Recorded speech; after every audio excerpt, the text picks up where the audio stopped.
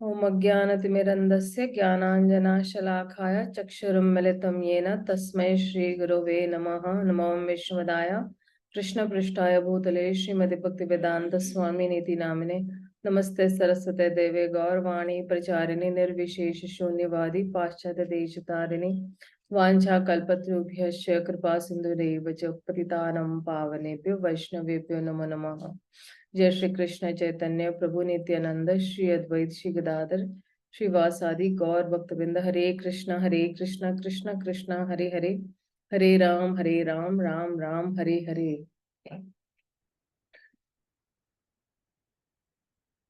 हम लोग ने मेरे ख्याल से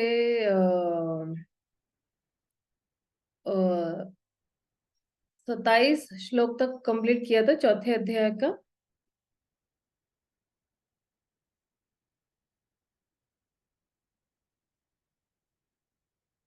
विनीता माता जी ने भी ज्वाइन किया हुआ है। विनीता माता जी भी दिल्ली से ही है।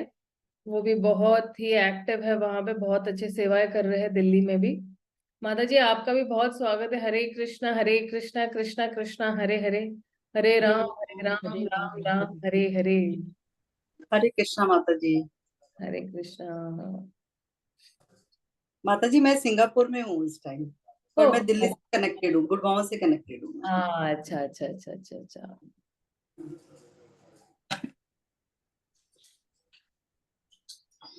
I'll just share the screen with you all.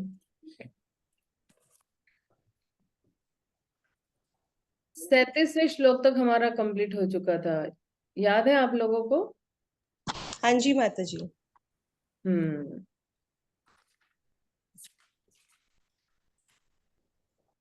तो यहाँ से हाँ, न हि ज्ञानेन सदृशं पवित्रम् इह विद्यते तत्स्वयं योग संसिद्धिं कालेन आत्मनि विदन्ति। इस संसार में दिव्य ज्ञान के समान कुछ भी उदात्त तथा शुद्ध नहीं है। ऐसा ज्ञान समस्त योग का परिपक्व फल है। जो व्यक्ति भक्ति में सिद्ध हो जाता है वह यथा समय अपने अंतर में इस ज्ञान का आस्वादन करता है। तो जब ये सारी सीरीज में रीड कर लूंगी, फिर इसके बाद में सारे श्लोक से एक्सप्लेन करूंगी। श्रद्धावान लभते ज्ञानम तत्परम संयतम इंद्रियम ज्ञानम लब्धा पराम शांतिम अचिरेण अधिगच्छति। जो श्रद्धालु दिव्य ज्ञान में समर्पित है और जिसने इंद्रियों को वश में कर लिया है वह इस ज्ञान को प्राप्त करने का अधिकारी है और इसे प्राप्त करते ही वह तुरंत आध्यात्मिक शांति को प्राप्त होता है। अभी हमारे जीवन में भी हम लोग ने देखा है कि जैसे हम लोग ज्ञान लेते हैं तो हमें थोड़ी आध्यात्मिक शांति मिलती है। आगे, अयज्ञ च अश्रद्धानं च संशय आत्मा विनश्यति न्यायं लोकोऽस्ति न परो न सुखम संशयात्मना। किंतु जो अज्ञानी तथा श्रद्धा विहीन व्यक्ति शास्त्रों में संदेह करते हैं वे भगवत भगवन आत्मा क्या है भगवत अमृत नहीं प्राप्त करते हैं अपितु नीचे गिर जाते हैं। संशय आत्मा के लिए न तो इस लोक में न ही परलोक में कोई सुख है। तो जो संशय करते हैं कि शास्त्रों पे जो संशय करते हैं, देखो संशय करना कोई गलत बात नहीं है, लेकिन गलत जगह पे संशय करना ये फिर गलत है। कि आप प्रामाणिक शास्त्रों को अगर आप संशय करते हैं तो वहां पे हम गलत है। योग संन्यास कर्माणम ज्ञान संझन्नि संयम आत्मनं वंदनम न कर्माणि निबंधन्ति धनंजय। जो व्यक्ति अपने कर्म फलों का परित्याग करते हुए भक्ति करता है, जिसके संशय दिव्य ज्ञान द्वारा विनष्ट हो चुके होते हैं, वही वास्तव में आत्मपरायण है। हे धनंजय, वह कर्मों के बंधन में नहीं बंधता। अभी हम लोग ने तीसरे अध्याय में पूरा कर्म का चैप्टर देख लिया हुआ है, तो वो कैसे कर्म के बंधन में नहीं लिप्त होता है ज्ञान के माध्यम से। तस्मादज्ञान संभूतम हृदयस्थम ज्ञान असीन आत्मनम छित्त्वा एनं संशयं योग्यम आतिष्ठ उत्तिष्ठ भारत। अतएव तुम्हारे हृदय में अज्ञान के कारण जो संशय उठे हैं, उन्हें ज्ञान रूपी शस्त्र से काट डालो। हे भारत, तुम योग में समन्वित होकर खड़े हो जाओ और युद्ध करो। तो भगवान जो है अर्जुन को बहुत अच्छी तरह से प्रेरणा दे रहे हैं। अभी इन जितने भी हम लोग ने ये श्लोक, हम लोग ने ये जितने भी सारे ये श्लोक पढ़े हुए हैं, चौथे अध्याय से जितना जो भी पूरा चौथा अध्याय हम लोग ने जो पढ़ा, पूरा वो ज्ञान के आधार पर ही है। और हम लोग ने देखा कि अगर कोई जो है दिव्य ज्ञान के स्तर पे अगर कोई काम करता है, तो फिर उसके क्या लक्षण होते हैं। और इस वाले सेक्शन में भी ये पूरा जो चल रहा है, ये पूरा सेक्शन जो है, इसमें भी भगवान जो है वो सारा अपना निष्कर्ष दे रहे हैं। 34वें श्लोक से लेके 42वें श्लोक तक भगवान यही निष्कर्ष दे रहे हैं कि ये जो दिव्य ज्ञान है ये हमें आखिर में मुक्ति ही देने वाला है। लेकिन ये मुक्ति कब देगा? जब हमारे पास श्रद्धा होगी, हमारे पास एक प्रामाणिक जिज्ञासा होगी, और जब हम भगवान के प्रति सेवा भाव समर्पित करेंगे, या भगवान के प्रतिनिधि के प्रति जो है सेवा भाव समर्पित करेंगे। इसलिए आप देखो कि जो पहले वाला जो सेक्शन था उसमें ना बोलते ना कि आप अपना कर्म करो, नियमित कर्म करो, और जो है अपना जो है वो यज्ञ कीजिए। लेकिन ये दोनों कैसे करने हैं? ये ज्ञान के आधार पर करने हैं। और फिर ज्ञान कैसे प्राप्त करना है? तो फिर 34वें श्लोक से शुरू होता है, तद्विधि प्रणिपाते न परिप्रश्न न सेवया उपदेक्षन्ति ते ज्ञानम ज्ञानिनास तत्वदर्शिना। और फिर भगवान ने फिर जो है 35वें श्लोक से लेके 38वें श्लोक तक सिर्फ दिव्य ज्ञान की महिमा बताया हुआ है कि जब हम गुरु से दिव्य ज्ञान अर्जित करते हैं तो उसकी क्या महिमा है। तो जैसे ही कोई दिव्य ज्ञान प्राप्त करता है तो उसको साक्षात्कार भी मिलता है, और वो जो है उसको पता चलता है कि जितने भी सारे जीवात्माएं हैं ये ब्रह्मांड के ही अंश है। और फिर ऐसी दृष्टिकोण से जो है वो व्यक्ति जो है वो भ्रमित नहीं होता है। कभी कभी लोग भ्रमित होते हैं, माया में चले जाते हैं, या मायावादी जितने भी लोग होते हैं वो बार बार यही सोचते हैं कि कृष्णा और उनका अस्तित्व अलग है। तो फिर कैसे हो सकता है? तो फिर मैंने पिछली वाली क्लास में समझाया था कि एक और एक एक ही है, और एक में से एक गया तो भी एक ही है। यह है परम सत्य की व्याख्या। तो फिर उसके बाद 36वें श्लोक में हम लोग ने ये देखा कि ये जब ज्ञान हम अर्जित करते हैं तो इस भव सागर को पार कर सकते हैं। इस दुख के भव सागर को हम लोग जो है वो बड़ी आसानी से हम लोग पार कर सकते हैं। और फिर 36वें श्लोक में हम लोग ने वो नाव का उदाहरण देखा था कि ये जो भौतिक संसार है ये महासागर की तरह है, और सिर्फ जो एक बहुत ही एक्सपर्ट जो स्विमर है वो जो है वही पार कर सकता है। और उसको एक जो नाव है, एक जो बोलते हैं ना कि एक सुटेबल नाव जो होती है वो ही उसको पार ले जा सकता है। और ये भौतिक संसार जो है, संसार दावा नललीड लोका, एक बोले ना कि दहकती अग्नि के समान है। तो अब जो है 37वें श्लोक से है कि ये जो ज्ञान है, जो स्वयं के बारे में ज्ञान है, आत्मा का ज्ञान और परमात्मा का ज्ञान, और जब आप ये ज्ञान अर्जित करते कि दोनों के बीच में रिश्ता क्या है, तो जब ये ज्ञान हमें मिल जाता है तो हमारे जितने भी पाप कर्म हैं वो सारे जल जाते हैं या ध्वंस हो जाते हैं। तो इसलिए ज्ञान को भी अग्नि के समान तुलना की गई है कि जो जितने भी हमारे भौतिक कार्य है और उसके जो रिएक्शन है या उसके जो फल है, वो सारा जो है वो नष्ट कर देते हैं। और दो प्रकार के एक्चुअली बोलते हैं ना कि रिएक्शन होते हैं।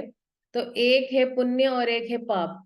तो दोनों जो है पाप और पुण्य जो भी है वो सारे नष्ट हो जाते हैं। और अगर आप देखोगे कि प्रभुपाद भी यही कहते हैं कि जो इसके जो कर्म फल है, इसके भी जो है वो 4 स्तर है।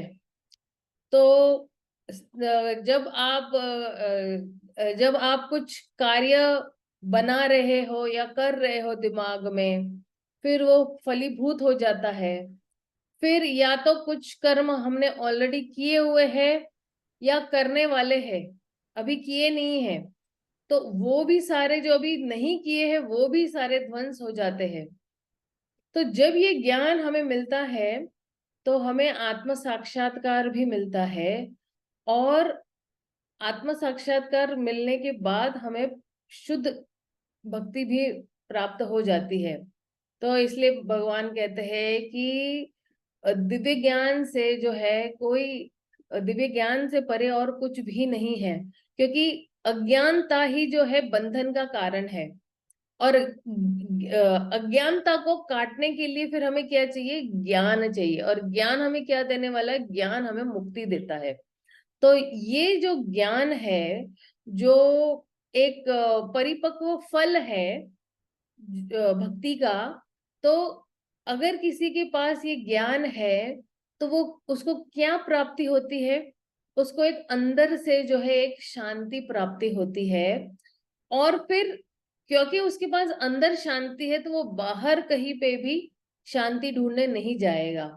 इसलिए जो है ज्ञान और शांति जो है फिर कृष्ण भावनामृत में परिवर्तित हो जाती है। तो लास्ट वाले श्लोक में यही बता रहे हैं,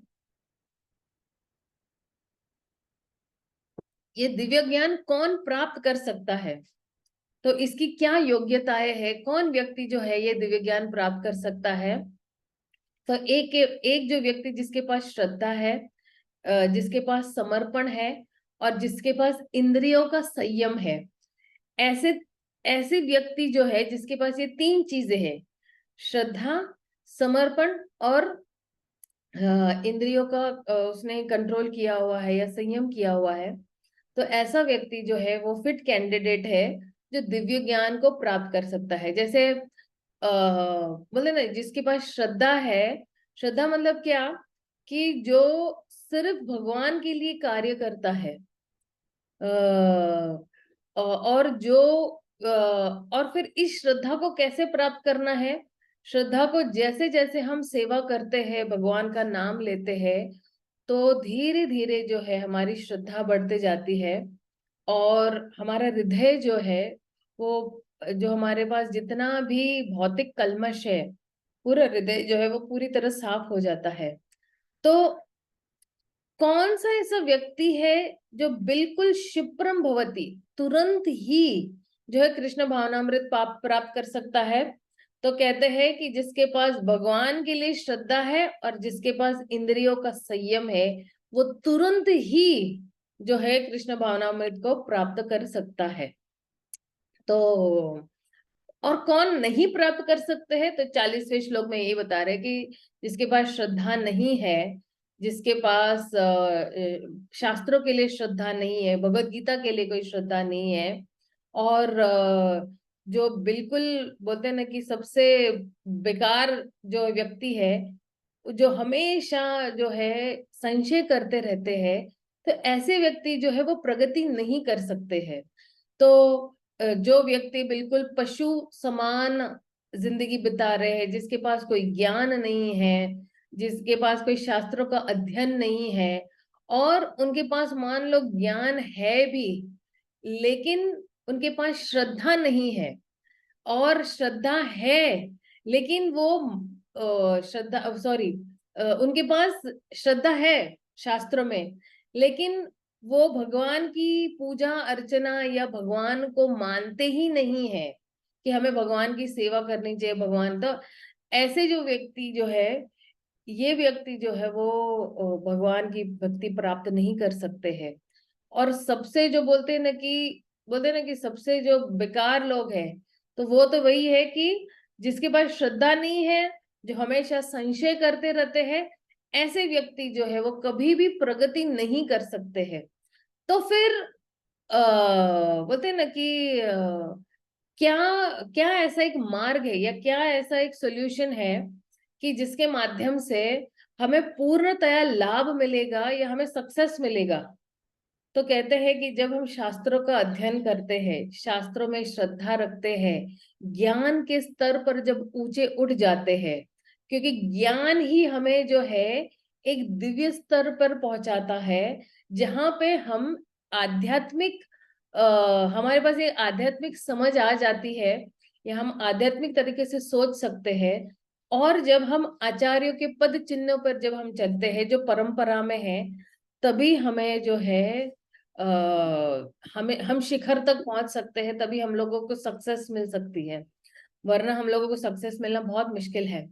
तो इसमें जो है, जो लोग पापी व्यक्ति है, जिसने पाप नहीं किया है, या ऐसा व्यक्ति जो है जो सारे संशयों से मुक्त हो चुका है भगवान की कृपा से, दिव्य ज्ञान की कृपा से, तो ऐसा व्यक्ति जो है वो पूर्णतया आत्मज्ञान में पूरी तरह स्थित है, और उसको कोई भी जो कर्म फल है वो बंधन के कारण नहीं होगा, क्योंकि वो ज्ञान के स्तर पर काम कर रहा है।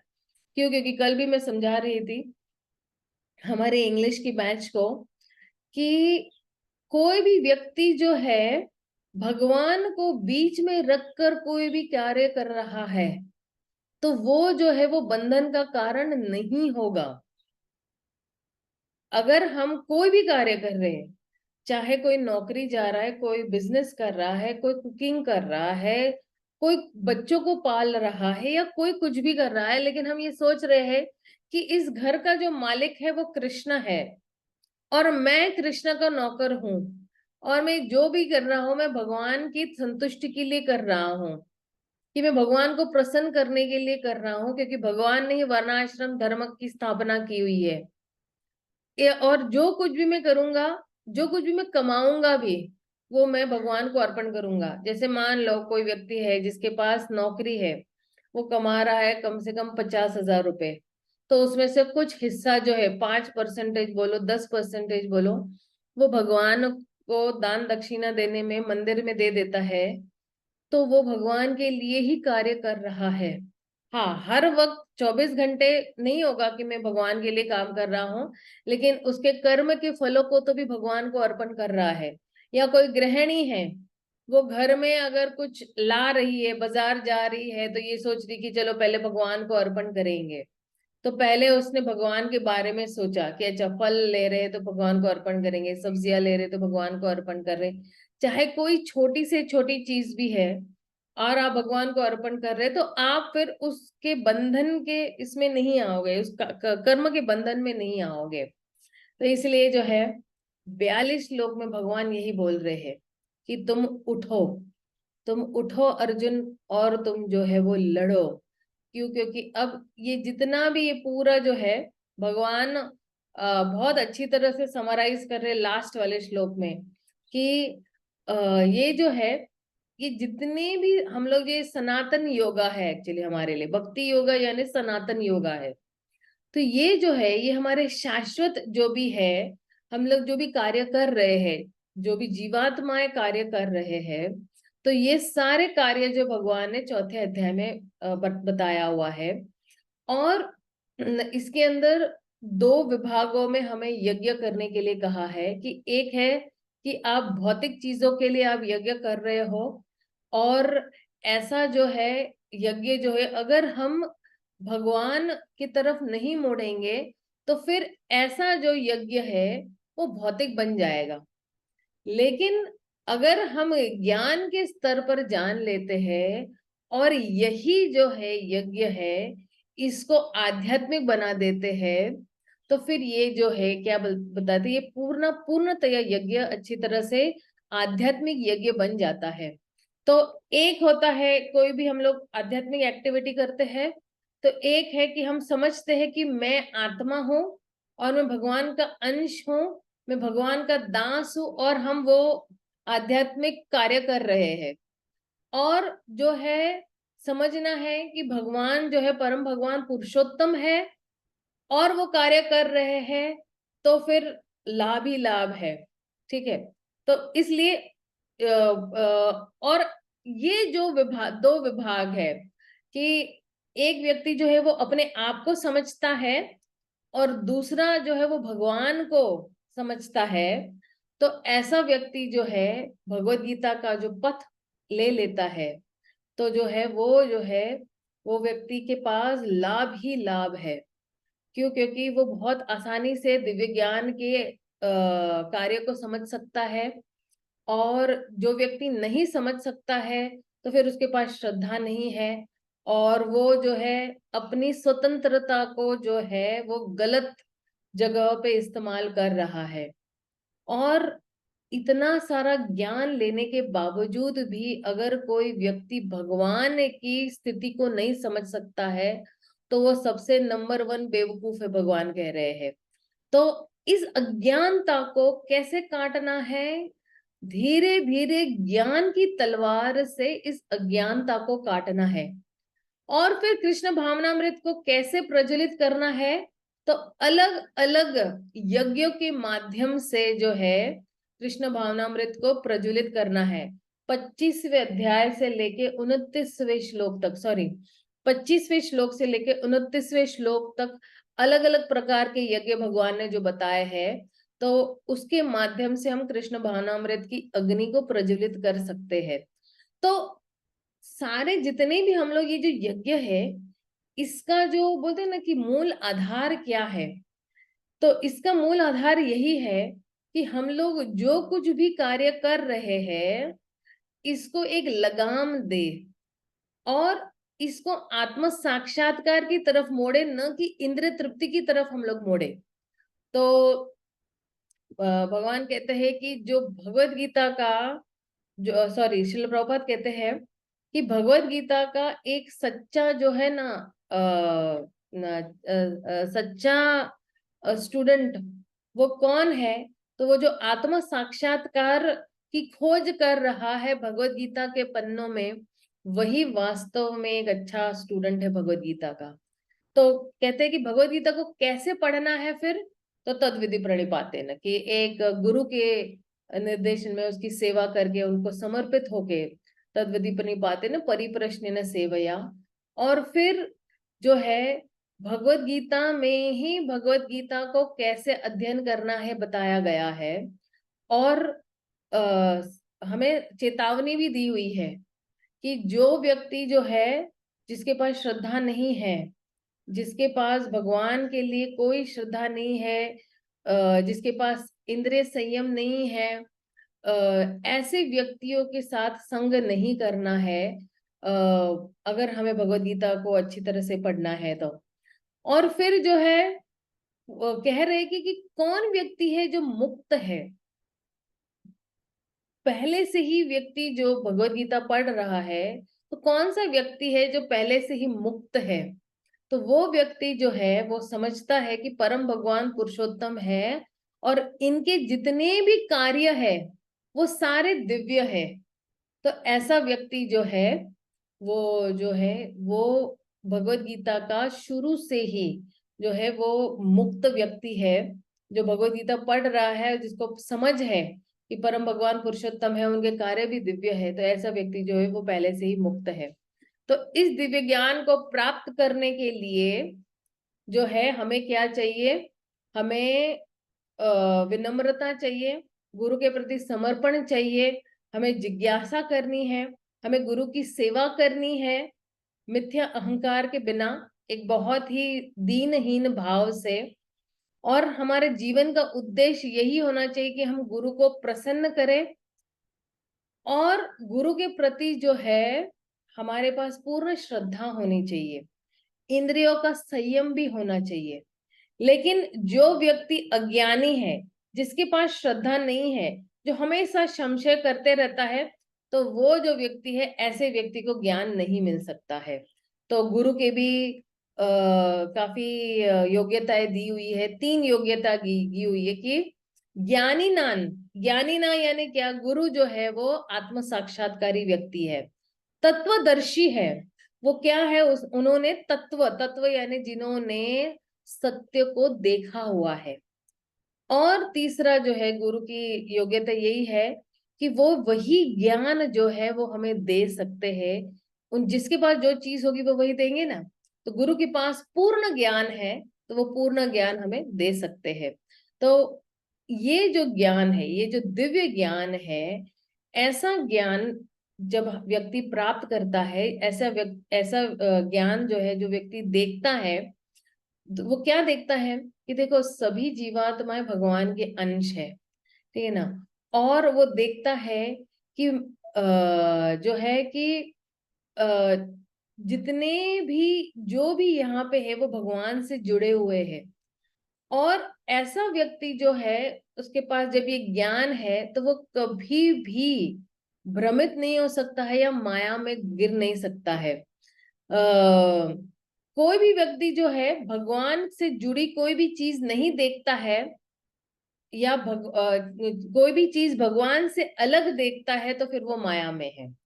लेकिन जो कोई व्यक्ति जो है भगवान से जुड़ी चीजों को देखता है, तो वो जो है वो कभी माया में नहीं गिर सकता है, वो कभी भ्रमित नहीं हो सकता है, और इस भव सागर को वो पार कर सकता है। ये भव सागर जो है हमें पता है कि पूरा दुखों का सागर भरा पड़ा हुआ है, और यहाँ पे बहुत सारे लोग जो है जिन्होंने पाप किए हुए वो भी तैर रहे हैं। लेकिन हमें क्या करना है, इस भव सागर से ऊपर उठना है, और जो है हमें अपने बारे में भी ज्ञान लेना है, भगवान के बारे में भी ज्ञान लेना है, और हमारे और भगवान के बीच में क्या रिश्ता है। जब हम ये जान लेंगे पूर्णतया, तो हमारे जितने भी पाप कार्य है वो सारे ध्वंस हो जाएंगे, वो जल जाएंगे, बीज रूप से जल जाएंगे। इसलिए आत्म साक्षात्कार जो है वो भक्ति का परिपक्व फल है। 38वें श्लोक में वही भगवान बता रहे हैं कि ये जो आत्म साक्षात्कार जिस व्यक्ति को हो जाता है, आत्म साक्षात्कार मतलब वही, मैं अपने आप को जानता हूं, मैं भगवान को जानता हूं, और मेरा और भगवान के बीच में क्या रिश्ता है, ये जब मैं जान लेता हूं, तो मैं एक आत्म साक्षात्कारी व्यक्ति हूँ। तो ये चौथा अध्याय जो है, ये यहाँ पे भगवान इसको पूर्णतः अच्छी तरह से बहुत बढ़िया तरीके से ये करते हैं। और इसमें ना श्रील विश्वनाथ चक्रवर्ती ठाकुर ने भी काफी कमेंट्रीज दी हुई है, जैसे कि बलदेव विश्वभूषण ने भी बहुत सारी कमेंट्रीज दी हुई है कि ये जो ज्ञान है, अगर किसी को मिल जाता है तो वो माया में नहीं गिरता है।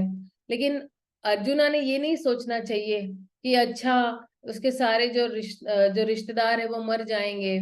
नहीं, उन्होंने यही सोचना चाहिए कि जितने भी जीवात्माएं हैं, चाहे वो देवी देवता है या चाहे वो मनुष्य है, चाहे वो जानवर है, इनके पास अलग अलग शरीर है। और अर्जुन ने यही समझना चाहिए कि जितने भी जीवात्माएं हैं ये कृष्ण से अभिन्न है और उन्हीं में स्थित है। तो इसलिए आप देखो पहले अध्याय में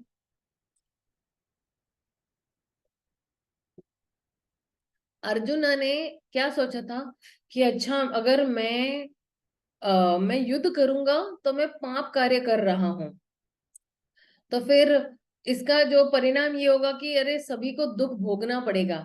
लेकिन कृष्णा 36वें श्लोक में बहुत क्लियर कर दे रहे हैं कि इस पाप को मिटाने के लिए उसका जो इलाज है वही दिव्य ज्ञान इलाज है, और न कि युद्ध से भाग जाना उसका उपाय है। ठीक है, तो इसलिए ना अपिचेत, तो अपिचेत मतलब क्या कि कोई व्यक्ति, एक व्यक्ति जो है उसने अपना लिया है कि जैसे 3 क्वेश्चंस हम लोग पूछ सकते हैं, ठीक है ना, कि अच्छा अगर कोई व्यक्ति है, कि अगर कोई व्यक्ति बहुत ही पापी है तो फिर उसका हृदय जो है वो कैसे शुद्ध हो सकता है, और हृदय शुद्ध नहीं होगा तो फिर उसको ज्ञान कैसे मिलेगा, और ज्ञान मिल भी गया है तो फिर वो अगर ज्ञान मिलने के बाद भी वो कैसे इस तरह से बर्ताव कर सकता है। तो इसलिए जो है भगवान जो है बता रहे हैं कि अपिचेत मतलब क्या, कि आ, ये जो दिव्य ज्ञान के जो बोलते हैं ना कि परिणाम है, ये पूर्णतया शुद्ध है। जो कोई भी दिव्य ज्ञान को लेता है तो पूर्ण तरह शुद्ध हो जाता है, फिर ये पापी नहीं रहता है। अगर पाप किया भी है तो भी सारे उसके पाप मिट जाते हैं। और श्री विश्वनाथ चक्रवर्ती ठाकुर कहते हैं कि कृष्णा कहते हैं कि जिस व्यक्ति का हृदय जो है शुद्ध हो जाता है, तो कृष्ण कहते हैं कि मैं जो है उसके जितने भी कर्म है, उसने जो पहले किए हुए हैं, उसके जो बोलते हैं ना कि प्रारब्ध कर्म, वो सारे भी जो है वो मैं सारे ध्वंस कर देता हूँ, मैं सारे जला देता हूँ बीज रूप से। इसलिए ये जो दिव्य ज्ञान है, ये सारे जितने भी हमारे कर्म फल है, चाहे वो पाप हो चाहे वो पुण्य हो, वो सारे जो सिर्फ प्रारब्ध कर्म को नहीं मिटाता है, लेकिन या जितने भी मेच्योर्ड रिएक्शंस है उसको नहीं, लेकिन जितने भी अप्रारब्ध है और जो भी पाप कार्य की इच्छाएं भी, वो सारा जो है वो कंप्लीटली वो जो है वो जलाकर राख कर देते हैं। तो इसलिए आप देखो 38वें श्लोक में भगवान ने कहे थे कि कालेन, कालेन मतलब क्या, बोलते हैं ना कि इन कोर्स ऑफ टाइम जिसको बोलते हैं कि समय समय के हिसाब से जो है कृष्णा ने जो है ये शब्द इस्तेमाल किया है। श्री विश्वनाथ चक्रवर्ती ठाकुर कहते हैं कि कालेन है कि हमें एक्चुअली एक चेतावनी देने के लिए है कि हमें जो है कि अपरिपक्व अवस्था में संन्यास नहीं लेना है। क्यों? क्योंकि सिर्फ बाह्य रूप से अगर हम संन्यास का हम वेश धारण करते हैं तो मायावादियों में और हमारे में क्या फर्क होगा फिर, है ना। तो ये नहीं है कि हमने बोलते ना कि सन्यासी का वेश धारण किया है तो हमें जो है पाप कार्य से मुक्ति मिल जाएगी, नहीं। तो इसलिए जो है भगवान ये कालीन शब्द इसलिए इस्तेमाल कर रहे हैं कि तुम जो है दिव्य ज्ञान को अर्जित करो, दिव्य निष्काम कर्म योगा जब तुम करोगे तो जो है तब जाके जो है आप जो दिव्य ज्ञान में स्थित हो जाओगे। तो श्री विश्वनाथ चक्रवर्ती ठाकुर भी जो है दो लोगों के बीच में एक्चुअली 40वें श्लोक में विभाजित कर रहे हैं कि एक है जिसके पास श्रद्धा है और एक जिसके पास संशय है। तो वो कहते हैं कि 3 लोग जो है जो ये वो फेल हो जाते हैं। एक है जो अज्ञानी व्यक्ति है, ठीक है ना, और एक है अश्रद्धाना जिसके पास श्रद्धा नहीं है, और एक संशय आत्मा व्यक्ति, तो जो संशय करते हैं। तो ये 3 जो है अज्ञानी व्यक्ति, अश्रद्धान जिसके पास श्रद्धा नहीं है, और संशय आत्मा जो संशय करते रहते हैं। तो ये जो व्यक्ति है, ये तीनों को किसके समान तुलना की गई है? ये तीनों को अज्ञान, अज्ञान मतलब क्या, जो बेवकूफ है, जो बोलते हैं ना कि श्री विश्वनाथ चक्रवर्ती ठाकुर बोलते हैं कि ये अज्ञानी प्राणियों की तरह है। तो अश्रद्धाना के पास ज्ञान है शास्त्र का, लेकिन वो मान नहीं रहा है उस ज्ञान को, उसके पास अपना भी है, उसके पास श्रद्धा नहीं है। शास्त्रों का ज्ञान होने के बावजूद भी उसके पास श्रद्धा नहीं है। और संशय आत्मा जो है उसके पास श्रद्धा है, लेकिन वो बार बार जो है वो इधर से उधर, बोलते ना कि फुटबॉल की तरह वो घूम रहा है संशय करने में कि शायद ये काम करेगा, शायद ये नहीं काम करेगा, मेरे मामले में शायद उसके केस में हुआ है, काम कर रहा है, लेकिन शायद मेरे केस में काम ना करे। तो और फिर लास्ट में जो है संशयात्मा जो लोग हैं वो बोलते हैं कि उनके पास थोड़ा श्रद्धा रहता है, लेकिन उसके पास फिर भी संशय किस चीज का होता है कि शास्त्र जो है, मुझे जो परिणाम मिलना है या मुझे जो फल मिलना है वो मिलेगा या नहीं मिलेगा। इसलिए वो बार बार जो है आशा निराशा, कभी श्रद्धा करते हैं कभी श्रद्धा नहीं करते हैं। तो ऐसे व्यक्ति जो है उनके पास कोई सोल्यूशन नहीं रहता है, और बार बार वो सिर्फ संशय करते रहते हैं, और संशय करने से कुछ भी नहीं मिल सकता है हम लोगों को। और इसलिए जो है अर्जुन जो है, जो रथ पे बैठा हुआ है, अब वो बहुत ही धीट हो चुका है कि मैं नहीं लड़ूंगा। कृष्णा चाहते हैं कि तुम अभी उठो, खड़े हो जाओ, तुम अभी दिव्य ज्ञान में स्थित हो गए हो, और तुम जो है जितने भी है इससे एकदम अनासक्त होकर जो है तुम लड़ो। तो कर्म और ज्ञान जो है जब मिल जाते हैं तो वही जो है हमें पाप कर्मों से छुटकारा देते हैं। और इसलिए जो है अर्जुन का जो ये भय था, कृष्ण ने पूर्णतया जो है, इसलिए आप देखो प्रभुपाद जो है उन्होंने अपने तात्पर्यों को कैसे दिया हुआ है कि उन्होंने सेक्शन कैटेगरीज में डिवाइड किया हुआ है कि यज्ञ का जो है वो उद्देश्य क्या है। तो यज्ञ का उद्देश्य यही है, और उन्होंने सनातन योगा बताया हुआ है। सनातन योगा जो है, तो कहते हैं कि सनातन मतलब क्या, जो शाश्वत हम लोग कार्य कर रहे हैं, ठीक है ना, जो शाश्वत कार्य जीवात्माएं कर रहे हैं। तो इसके भी दो विभाजित है, और एक है जो है जब हम लोग भौतिक चीजों के लिए कर रहे हैं, और एक है जो आध्यात्मिक चीजों के लिए कर रहे हैं। और दो प्रकार के आध्यात्मिक ज्ञान भी बताए हुए हैं। और फिर जो है हम लोग ने देखा कि कैसे कि भगवान के जो दिव्य कार्य अगर हम को समझ लेते हैं, चौथे अध्याय के 9वें श्लोक में हम लोग ने देखा जन्म कर्म च मे दिव्यम, तो वो व्यक्ति जो है वो कभी इस भौतिक जगत में वापस नहीं आता है। और जो है इस अगर ये दिव्य ज्ञान कोई समझ लेता है और भगवान के हिसाब से कार्य करता है तो फिर वो व्यक्ति जो है वो मुक्त आत्मा है। तो अगले वाले अध्याय से भगवान कर्म योग के बारे में बताएंगे कि कैसे कर्म योग मतलब जो हम कार्य भगवान की भक्ति में करते हैं तो हमें कैसे वो कार्य करने चाहिए। किसी का कोई प्रश्न है इस अध्याय को लेकर?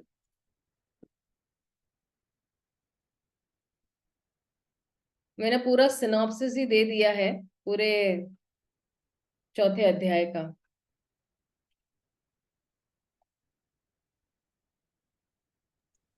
हरे कृष्णा माता जी, धन्यवाद, प्रणाम। हाँ, हरे हाँ, कृष्ण माता जी। माता जी एक क्वेश्चन था, ये हमारे जो ओपन बुक है ना उसमें है, ये इसी का लेशन का ही है। 47 नंबर क्वेश्चन है, उसमें ये पूछा गया है कि मानव समाज के 4 विभाजनों में मुख्यतः प्रभावित करने वाले गुणों का सूचीबद्ध कीजिए। तो ये थोड़ा समझ में नहीं आया। कौन से वाले श्लोक में है वो? ये है 4.18।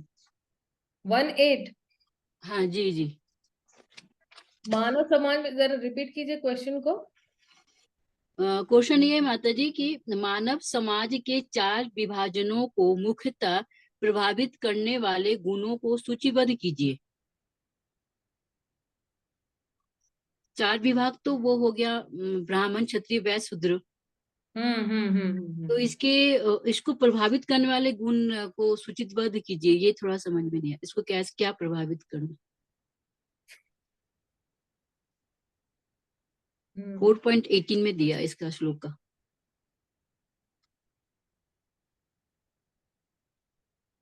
एक सेकंड में वही देख रही हूँ।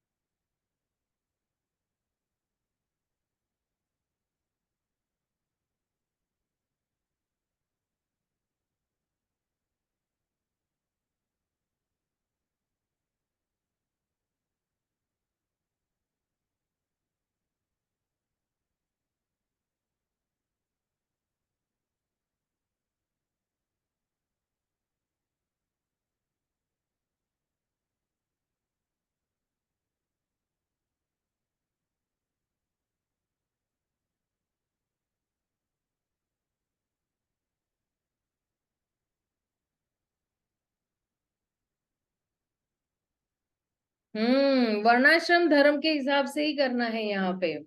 कृष्णा ने वर्णाश्रम धर्म के बारे में बताया है ना, तो वर्णाश्रम धर्म के हिसाब से ही हमें करना है। ये सारा वर्णाश्रम धर्म पे ही है पूरा माता जी। तो ये आपको गुण, वर्णाश्रम धर्म के बारे में लिखना पड़ेगा। माता जी, तो गुण के बारे में क्या लिखना होगा। गुण के बारे में तो गुण और धर्म के हिसाब से वो कार्य करेगा ना, वर्ण आश्रम धर्म के हिसाब से। कृष्ण ने वर्णाश्रम धर्म बनाया है जी गुण और कर्म के हिसाब से ना। जी जी तो चार वर्ण है, 4 आश्रम है, राइट। तो जी गुण और कर्म के हिसाब से ही बनाया हुआ है, तो आपको वही लिखना है, ठीक है जी ना। जी। ठीक, थैंक यू माता जी। हरे कृष्ण। पिंकी। हरे कृष्णा माता जी, प्रणाम। हरे कृष्णा। माता जी, जो ये आप और विनम्रता, सेवा आदि बताए, तो माता जी इसमें बहुत ज्यादा प्रॉब्लम आते हैं, हम विनम्र भी नहीं हो पाते। तो उसकी माता जी हम कैसे स्टार्टिंग करें भक्ति में, कैसे मतलब हम करें कि हमारे अंदर ये चीज डेवलप हो। समर्पण और विनम्रता तो बहुत ही मतलब ऊपर की बात होगी माता जी। तो अभी स्टार्टिंग में हम अपने आप को स्थिर भी नहीं कर पाते हैं कि हम चैंटिंग करें तो हम हमारा अटेंटिव चैंटिंग हो। तो ये कैसे हमारे अंदर माता जी आ पाएगा, प्लीज इसको। अच्छा प्रश्न है। देखिए, विनम्रता मतलब ये नहीं कि हाथ जोड़कर हम लोग सबको ना। विनम्रता मतलब ये समझना है कि मैं भगवान का दास हूँ, मैं वैष्णव का दास हूँ। विनम्रता की व्याख्या यही है कि आप अपने आप को सबसे नीचा समझते हो। ये फर्स्ट विनम्रता की व्याख्या है कि यही है कि मैं भगवान का दास हूँ, मैं वैष्णव का दास हूँ। ये विनम्रता की व्याख्या है। कई लोगों को लगता है कि विनम्रता बाह्य रूप से हम लोग हाथ जोड़ के इसको दंडवत करो, उसको दंडवत करो। यस, वो विनम्रता बाह्य रूप से भी दिखानी है, क्योंकि बाह्य रूप से आएगी तो ही अंदर में ही एंट्री होगी। लेकिन अंदर से पहले हमें यह समझना है कि मैं भगवान का दास हूँ, मैं वैष्णव का दास हूँ। तो ये विनम्रता। और जो है, कहते हैं ना कि जब हम लोग चैंटिंग करते हैं तो हमें यही समझना है कि आ, हम लोग 10 नाम अपराध क्यों बोलते हैं। पहला पहला नाम अपराध क्या है। 10 नाम अपराध में से पहला नाम अपराध बताइए मुझे आप, क्या है। मैं बताऊं माता जी। हम्म ये भगवान नाम के प्रचार में समर्पित करने वाले भक्तों की निंदा करना। हम्म ठीक है ना, निंदा करना। ओके, तो निंदा हम लोग क्यों करते हैं। क्योंकि हम लोग विनम्र नहीं है। अगर हम जानते ही है कि हमें निंदा नहीं करनी है, क्योंकि हर एक व्यक्ति अपने एक कंडीशनिंग लेके आया हुआ है, या हर एक व्यक्ति में त्रुटियां है, और वो धीरे धीरे उस त्रुटियों की तरफ काम कर रहा है, अभी भी काम कर रहा है। तो हम त्रुटि नहीं देखेंगे किसी के प्रति, राइट। तो जब हम कहते हैं ना कि जब हम इनअटेंटिव चैंटिंग करते हैं तो वो जितने भी हमारे 10 नाम अपराध है उन सबको रूल आउट कर देता है। रूल आउट मतलब क्या? अ, जितने भी 10 नाम अपराध है उसके प्रति अगर अ, हम लोग ध्यान पूर्वक हम लोग जप नहीं करते ना तो वो सारे 10 के 10 जो है वो जो नाम अपराध है हम तोड़ते हैं। इसलिए जो है इन अटेंटिव चैंटिंग ही जो है वो सारे अपराधों का कारण है। अगर हम अटेंटिव रहेंगे, जैसे हम लोग बोलते हैं ना जड़ को पानी दे रहे हैं, तो अगर हम भगवान की जब चैंटिंग कर रहे हैं और हम लोग अटेंटिव रहेंगे तो हम कोई नाम अपराध नहीं करेंगे। 10 नाम अपराध हमसे होंगे ही नहीं, किसी वैष्णव के प्रति हमारे पास अपराध नहीं होंगे। क्यों? क्योंकि जब हम भगवान का नाम ले रहे हैं तो हम एक विनम्र भाव से भगवान का नाम ले रहे हैं कि मेरा उनके साथ संबंध है, मैं इनकी सेवा करने के लिए ही मेरा जन्म हुआ है। तो ये सारी विनम्रताएं जो है अटेंटिव चैंटिंग में आ जाती है। लेकिन जब हम लोग इनअटेंटिव रहते हैं तो inattentive chanting is only the root cause to all the other नाम अपराध। इसलिए अटेंटिव चैंटिंग करो तो कोई भी अपराध नहीं होगा, विनम्र ही विनम्र रहेंगे हम लोग, ठीक है ना। और किसी का कोई प्रश्न है? क्योंकि मुझे अगले वाले सेक्शन पे जाना है। ठीक है, चलिए हम हरे कृष्ण माता जी, धन्यवाद। हाँ बोलो। मेरा भी प्रश्न था माता जी। माता, जैसे आपने बताया कि भगवान अपने अपने सारे हमारे जो जब हम उनको पूरा सरेंडर करते हैं तो हमारे जो अनर्थ हैं, जैसे हम लोग बोलते हैं कि फुली सरेंडर्ड है, तो जब हम भक्ति में आते हैं और जब हम भक्ति करना शुरू करते हैं तो क्या हम फुल सरेंडर नहीं होते? जैसे कई लोगों का प्रश्न ये होता है कि क्या, जैसे इस्कॉन में बहुत सारी चीजें ऐसी हो गई या कई भक्तों के साथ मिसबिहेव भी हुआ, कई लोग की मृत्यु भी हो गई, तो क्या वो सरेंडर्ड नहीं थे? या मतलब हम इसे कैसे समझे या कैसे हम आंसर करें इस चीज को? सी ऐसा नहीं है कि वो लोग सरेंडर्ड नहीं थे, they were on the path of surrendered, मतलब उस पथ पर चल पड़े थे, शरणागति के पथ पर चल पड़े थे। लेकिन अगर मान लो उनकी मृत्यु हो गई, वो नहीं कर पा रहे हैं, वो पूर्णतः शरणागत नहीं हो पा रहे हैं, तो हर एक भक्त की अपनी एक जर्नी होती है या यात्रा होती है कि वो इसी जन्म में उसको भगवान के प्रेम की प्राप्ति हो रही है या उसको 2 और जन्म लेने हैं या उसको 10 और जन्म लेने हैं। तो इस पे कहना थोड़ा मुश्किल होगा कि कौन सा भक्त कौन से जन्म में भगवान की प्राप्ति करेगा। लेकिन इतना मान लीजिए, हम सभी जितने भी इस्कॉन में आए हैं, हमें हमारा गंतव्य पता है, फाइनल डेस्टिनेशन हमें पता है कि हमें भगवत धाम जाना है, राइट। इतना तो हमें पता है और हम उस मार्ग पे चल भी रहे हैं। अब उस मार्ग पे कांटे आए हैं, मुसीबतें हैं, काफी कुछ कठिनाइयां भी है, हम लोग फिर भी उसको पार करते करते हम लोग आगे बढ़ रहे हैं। हम लोग ने तो ये तो नहीं किया है ना कि अरे चलो भाई बहुत कठिनाई है, मैं एक्चुअली भौतिक जगत में ज्यादा अच्छा था, मेरे भौतिक जगत में इतने नहीं, इतनी कठिनाइयां नहीं थी, लेकिन कृष्ण भावनामृत में आके और ही कठिनाइयां होना शुरू हो गई है। हमने छोड़ तो नहीं दिया ना, या उन्होंने भी जो लोग बेचारे चले गए या कोविड में चले गए या किसी बीमारी की वजह से चले गए या एक्सीडेंट में चले गए, वो लोग तो वो लोग तो उसी पथ पे चले थे और उनके पास कोई हानि भी नहीं है। मैं आपको बताती हूँ, कल भी मैं एक्चुअली मेरे इंग्लिश वाले क्लास में वही बोल रही थी मैं कि दूसरे अध्याय के 40वें श्लोक में भगवान ये कह रहे हैं कि इस पथ पे जो कोई भी चलता है तो कोई हानि नहीं है। क्योंकि अगर मैंने 17% पे मैंने भक्ति मतलब मैंने 17% भक्ति की हुई है, लेकिन किसी कारणवश मेरी मृत्यु हो जाती है, तो मैं 18% से स्टार्ट करूंगी। मैं पहले 0 या 1 से नहीं स्टार्ट करूंगी। तो लाभ ही लाभ है, इसमें कोई हानि नहीं है। चाहे वो दूसरे 2-3 और जन्म भी क्यों ना ले, कि चलो 2 जन्म के बाद वो पहुंचा हुआ 80% पे, चौथे जन्म में और 90% पे पहुंच गया, 5वें जन्म में चलो पूरा हो गया उसका, 100% पहुंच गया और भगवताम चला गया, तो कोई हानि नहीं है इस मार्ग में। हाँ, कमी कहाँ पे है, हमारी शरणागति में अभी फिलहाल कमी है, और उस पे हम लोग अभी काम कर रहे हैं। गुरु हमें मार्गदर्शन दे रहे हैं, वैष्णव हमें मार्गदर्शन दे रहे हैं, हम सेवा में जुड़े हुए हैं। हमारा हम सभीयों का मतलब जितने भी इस्कॉन में आते हैं ना, आप यही समझ लो, जितनी भी जीवात्माएं जो इस्कॉन में आए हुए हैं, उनको ये पता है कि हमें शुद्ध भाव से भगवान की भक्ति करनी है, लेकिन अभी भी उनके पूर्व कर्म जो है, उनकी कंडीशनिंग जो ऐसी है, वो उनको नहीं करने दे रही है वो शुद्ध भक्ति। लेकिन धीरे धीरे जैसे जैसे माला करते जाएंगे, सेवाएं करते जाएंगे, वो शुद्ध होते जाएंगे।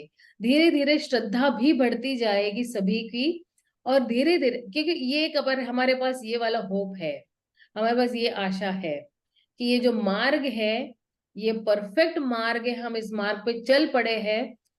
कोई जल्दी पहुंच जाएगा, कोई थोड़ा देर से पहुंच जाएगा, कोई बहुत देर से पहुंच जाएगा, कोई बहुत जल्दी पहुंच जाएगा, कोई एक ही जन्म में पहुंच जाएगा, लेकिन पहुंचना तो उसको जरूर है, इस जन्म में नहीं तो 2-4 और जन्म के बाद। ठीक है ना माता जी?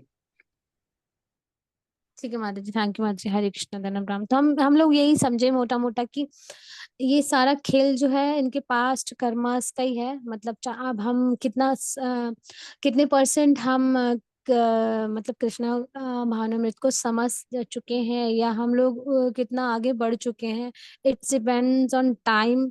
और मतलब भगवान ने कितना हमें एक्सेप्ट किया है, या हमारे कितने कर्मज रह गए हैं। तो Yes. ये बहुत ही मेसी मैटर है, तो हम लोग को बाहर को लोगों को समझाना थोड़ा सा कॉम्प्लिकेटेड है। तो हम यही करें कि हम लोग ये कर्मास का ही है कि आपके पास्ट कर्मास कैसे रह गए हैं, जो कि उनके साथ ऐसा हो रहा है सरेंडर के बाद Actually भी। ना, अब हम लोग ने बहुत साल हो गए हैं हमें दीक्षा लिए हुए हैं, अब हमें जी। ना थोड़ा ब्रॉड माइंडेड ने भी सोचना है। हम लोग जनरली क्या करते हैं ना, लोगों को जज करते रहते हैं कि ये ऐसा है, वो वैसा है, ये भक्त वैसा है, वो भक्त वैसा है। मतलब मैं जस्ट इन जनरल बोल रही हूँ, ठीक है ना, मैं सिर्फ किसी को पिन पॉइंट नहीं कर रही हूँ, मैं इन जनरल बोल रही हूँ कि हमारी जो सोच है ना, वो संकुचित सोच अब नहीं रखनी है। हमारे पास अब ज्ञान आ गया है, भगवत गीता का ज्ञान है हमारे पास, और बहुत सारी किताबों का प्रभुपाद की किताबों से हम लोग ने ज्ञान लिया है। तो हमें हमारी सोच को थोड़ी और चौड़ी करनी है, हमें हमारे हृदय को थोड़ा और बड़ा करना है, और इस बड़े हृदय की सोच से हमने सोचना है कि सभी लोग जो है वो स्ट्रगल कर रहे हैं भक्ति में, इंक्लूडिंग मी ऑल्सो। तो जैसे गुरु ने मेरे साथ पेशेंस बर्ता किया है, या गुरु मेरे साथ बहुत पेशेंट है, वैसे मुझे भी जो है दूसरे भक्तों के साथ, जो मेरे साथ चलो मेरे काउंसिली नहीं है या किसी और के काउंसिली है, तो उनके साथ भी मुझे दया भावना ही दिखानी है कि भाई इसकी भी एक जर्नी है, ये भी बेचारा बद्ध जीव ही है। तो वो जब दया भावना आएगी ना, तो हम किसी भी भक्त से घृणा नहीं करेंगे, ईर्ष्या नहीं करेंगे, हम किसी को डाउन नहीं करेंगे, हम किसी की बोलते हैं ना कि किसी की अनादर नहीं करेंगे, विल नॉट डिसरिस्पेक्ट उसकी भक्ति। एक होता है ना, हम किसी की भक्ति को भी डिसरिस्पेक्ट करते हैं कि वो भक्ति कर रहा है, लेकिन हम उसकी उसकी एक्टिविटीज में भी गलतियां निकालते हैं। अरे वो तो वैसा ही है, उसको क्या है, बुक डिस्ट्रीब्यूशन करके उसको क्या करना है, पैसा ही कमाना है। लेकिन अगर हम थोड़ी चौड़ी सोच से अगर देखेंगे ना, तो देखेंगे कि भगवान भी नहीं इंटरफेयर करते हैं उसके कार्यों में, भगवान भी नहीं बोलते हैं उसको उसके बारे में कहीं। क्या भगवान गोलोक में बैठ के ये बोलेंगे कि गोपियों को, अरे देखो देखो वो देखो मेरे भक्ति के नाम पे देखो क्या क्या कर रहा है? भगवान भी नहीं बोलते हैं, तो हमें भी नहीं बोलना चाहिए, बिकॉज भगवान भी बहुत ही ब्रॉडर सेंस से उस व्यक्ति को देख रहे हैं। तो ये जो सारा है ना खेल, एक्चुअली हमारे नजरिए बदलने का खेल है एक्चुअली, कि हम अपने विजन को कैसे चेंज करेंगे, और हम हर व्यक्ति में सिर्फ अच्छाई ढूंढते हैं और उसकी बुराई को भी भगवान पे छोड़ देते हैं, बुराई देखते ही नहीं है।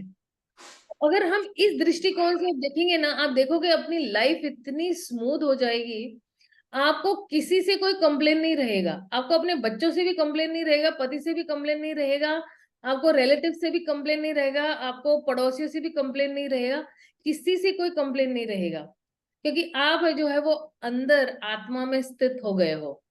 तो आपको किसी और व्यक्ति से कुछ, और जब आप ऐसे हो जाते हैं ना, तो आप देखना आपके सारे जितने भी आसपास के जो कंडीशंस है या जो वातावरण है ना, वो भी अपने आप ही बिल्कुल शांत हो जाता है। आपको कहीं से कोई प्रॉब्लम्स नजर नहीं आएगी, वरना जो व्यक्ति के पास अंदर ही इतना कल्मश है, इतना उथल पुथल चल रहा है उसके दिमाग में या उसके हृदय में, तो उसको बाकी सब कुछ नेगेटिव बाहर दिखाई देगा। तो ये जो पॉजिटिव सोच है, अगर हम ये ले लेंगे ना, तो बहुत ही शांतिमय जीवन जिएंगे हम लोग, दूसरों के प्रति भी और अपने। तो पहले तो अपने अपने प्रति हमें दया दिखानी है, और फिर दूसरों के प्रति दया दिखानी है, ठीक है ना। जी माता जी, थैंक यू माता जी, थैंक यू सो मच। हरे कृष्ण वंदनकम। चलिए हम लोग 5वें अध्याय की तरफ जाते हैं।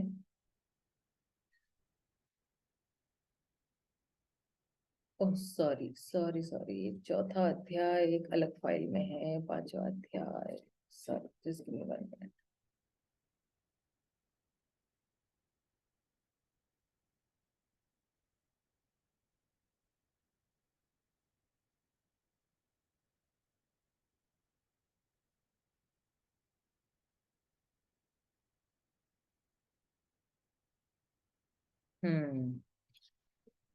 ये अध्याय 5 हम लोग अभी शुरू कर रहे हैं। तो कृष्ण भावना, देखो कितना अच्छा चैप्टर का टाइटल भी है, कृष्ण भावना भावित कर्म करना। जो भी कर्म कर रहे भगवान बोल रहे हैं ना कि भगवान को सेंटर में रखो, कर्म करो। तो अब है अर्जुन पहला प्रश्न पूछ रहे हैं यहाँ पे, क्योंकि अभी अर्जुन क्योंकि कृष्णा ने बोला कि तुम उठो और युद्ध करो पिछले अध्याय में। तो अब अर्जुन आगे उसको जो बोलते हैं ना उत्तर दे रहे हैं। अर्जुन उवाच सन्यासं कर्मणां कृष्ण पुनः योगं च संशसि यत् श्रेया एतयो एकं तत्मे ब्रूहि सुनिश्चितम्।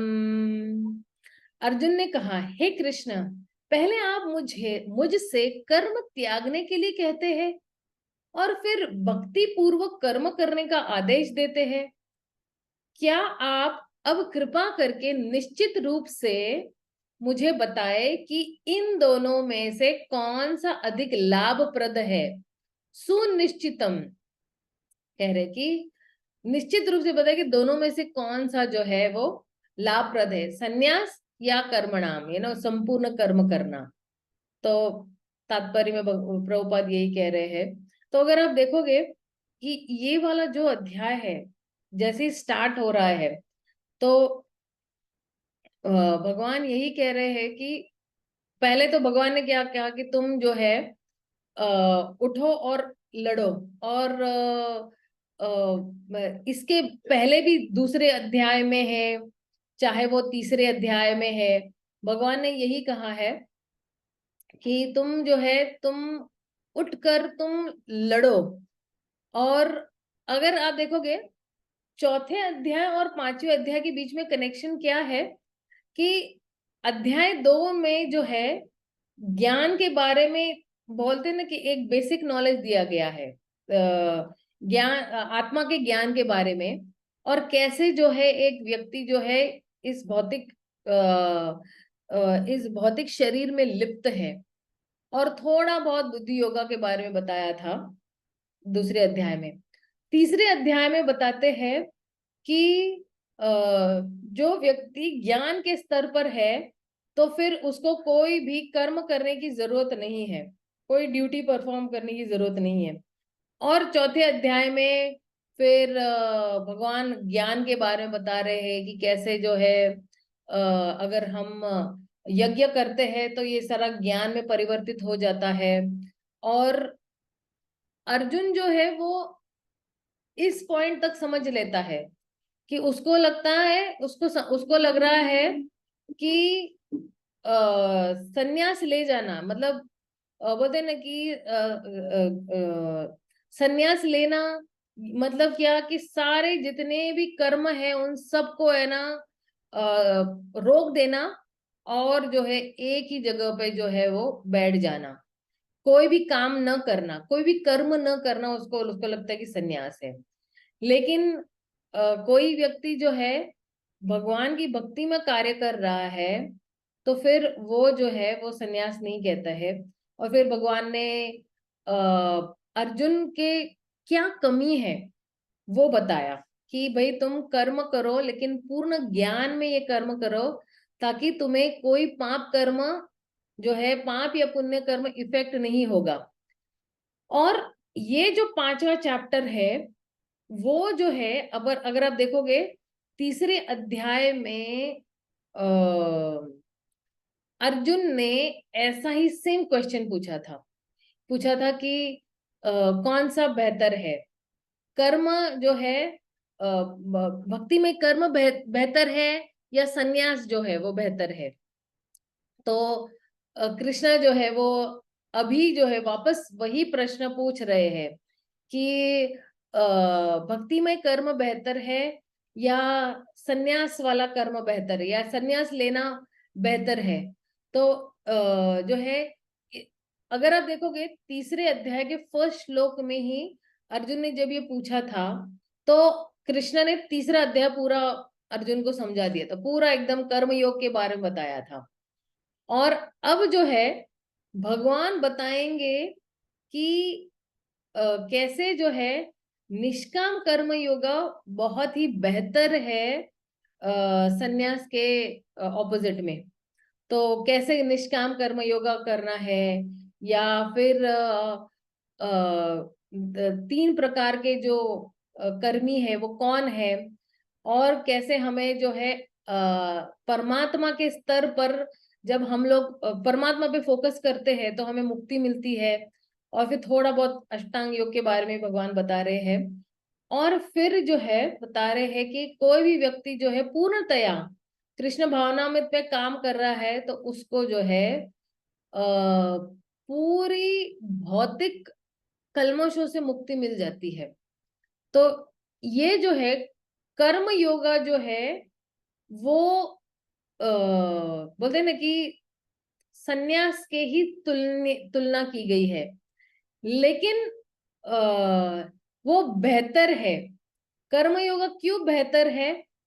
भगवान कह रहे हैं कि क्योंकि अर्जुन पूछ रहे हैं कि कौन सा बेहतर है, कर्म या सन्यास बेहतर है, क्योंकि दोनों ऐसे लग रहा है कि दोनों को इतने एक दूसरे के बोलते हैं ना कि सहायक नहीं है। तो कहते हैं कि जो हम कर्म कर रहे हैं भगवान की भक्ति में वो ज्यादा बेहतर है। क्यों? क्योंकि उसका एक अपना दिव्य स्वभाव है, और इस दिव्य स्वभाव की वजह से वो हमें सारे कर्मों के बंधन से छुड़ा सकता है। जितने भी हम लोग ने पाप कर्म किए हैं या पुण्य किए हैं, वो सारे कर्मों से वो हमें छुटकारा दिला सकता है। तो इसलिए जो है भगवान कह रहे हैं कि कौन सा बेहतर है, पूछ रहे हैं ना कि कौन सा बेहतर है। तो भगवान अगले वाले श्लोक में ये कहेंगे कि दोनों बेहतर है कि कर्म भी बेहतर है और ये भी बेहतर है। कौन सा? वर्क इन डिवोर्स, इसके इंग्लिश में क्या कहते हैं, वर्क इन डिवोशन या रिनाउंसिएशन, दोनों में से कौन सा बेहतर है? ये देखते हैं अगले वाला श्लोक।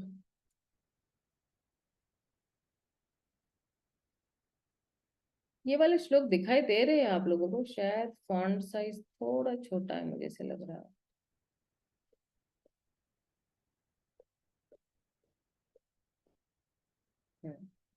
अभी दिखाई दे रहा है सबको ये श्लोक?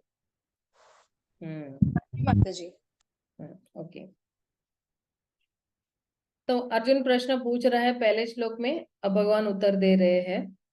श्री भगवान उवाच संन्यास्य कर्मय कर्मयोग च निःश्रेयस्य करो उभौ तयोः तु कर्म संन्यासा कर्म योग विशिष्यते।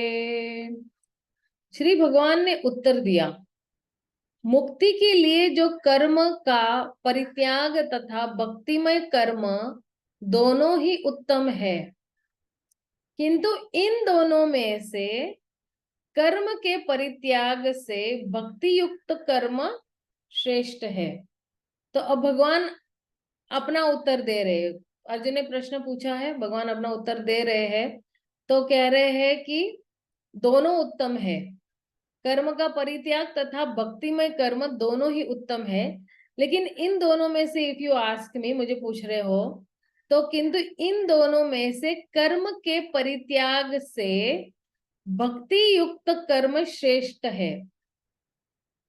कर्म का परित्याग यानी संन्यास, रिनाउंसिएशन ऑफ वर्क जिसको बोलते हैं, लेकिन भक्ति युक्त जो कर्म है वो श्रेष्ठ है। तो अब जो है भगवान, सकाम कर्म ही भव बंधन का कारण है। जब तक मनुष्य शारीरिक सुख का स्तर बढ़ाने के उद्देश्य से कर्म करता रहता है, तब तक वह विभिन्न प्रकार के शरीरों में देहांतरण करते हुए भव बंधन को बनाए रखता है। और फिर इसकी पुष्टि कहाँ की गई है? तो अतः यह ज्ञान ही मुक्ति के लिए पर्याप्त नहीं। जीवात्मा के स्तर पर मनुष्य को कर्म करना होगा, अन्यथा भव बंधन से उबरने का कोई अन्य उपाय नहीं है। किंतु कृष्ण भावना भावित होकर कर्म करना सकाम कर्म नहीं है। पूर्ण ज्ञान से युक्त होकर किए गए कर्म वास्तविक ज्ञान को बढ़ाने वाले हैं। बिना कृष्ण भावनामृत के केवल कर्मों के परित्याग से बद्ध जीव का हृदय शुद्ध नहीं होता। देखिए, हृदय शुद्ध नहीं होगा। जब तक हृदय शुद्ध नहीं होता तब तक सकाम कर्म करना पड़ेगा, परंतु कृष्ण भावनामृत कर्म करता को स्वतः सकाम कर्म के फल से मुक्त बनाता है, जिसके कारण उसे भौतिक स्तर तक उतरना नहीं पड़ता।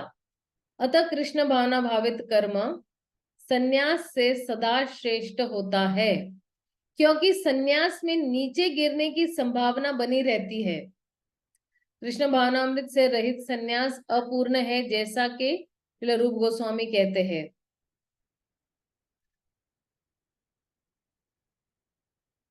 तो यहाँ पे कह रहे हैं, देखिए, संन्यास तभी पूर्ण माना जाता है जब यह ज्ञात हो कि संसार की प्रत्येक वस्तु भगवान की है और कोई किसी भी वस्तु का स्वामित्व ग्रहण नहीं कर सकता है। संन्यास एक्चुअली बोलते हैं ना, स्टेट ऑफ माइंड है। मन का जो है ना एक स्तर है कि जो कोई भी चीज है वो भगवान से जुड़ी हुई है और हम उन चीजों से अनासक्त रहे।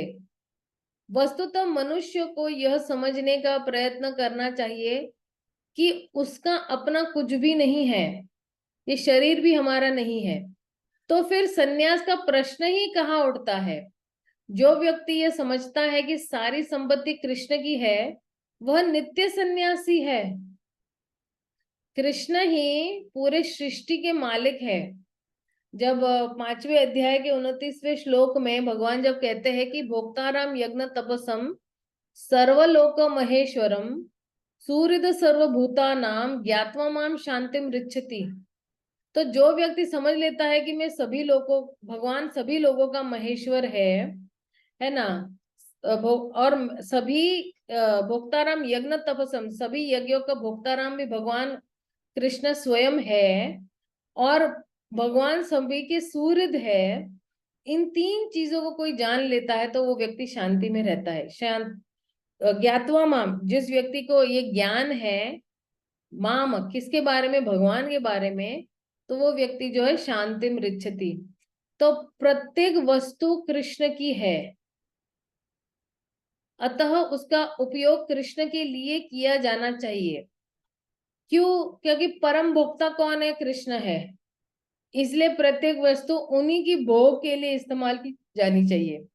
कृष्ण भावना में धोकर इस प्रकार का पूर्ण कार्य करना मायावादी सन्यासी कृत्रिम वैराग्य से कहीं उत्तम है। तो इसमें एक्चुअली क्या है कि ये जो हमें क्या एक्शन लेनी है, भगवान कह रहे हैं कि ठीक है कर्म योग बेहतर है सन्यास से, है ना। और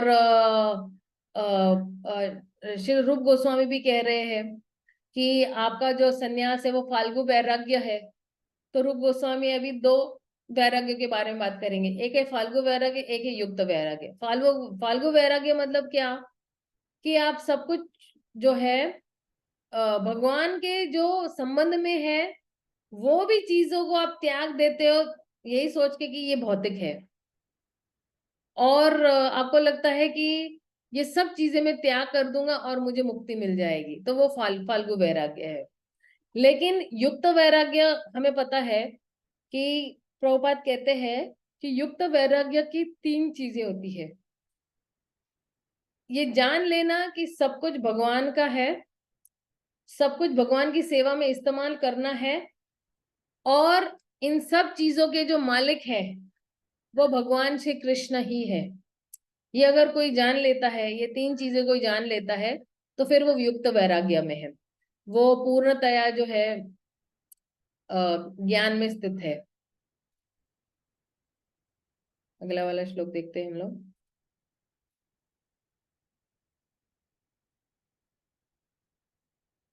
ज्ञेय स नित्यं सन्यासी यो न द्वेष्टि न कांक्षति निर्द्वंदो हि महाबाहो सुखम बंधात प्रमुच्यते।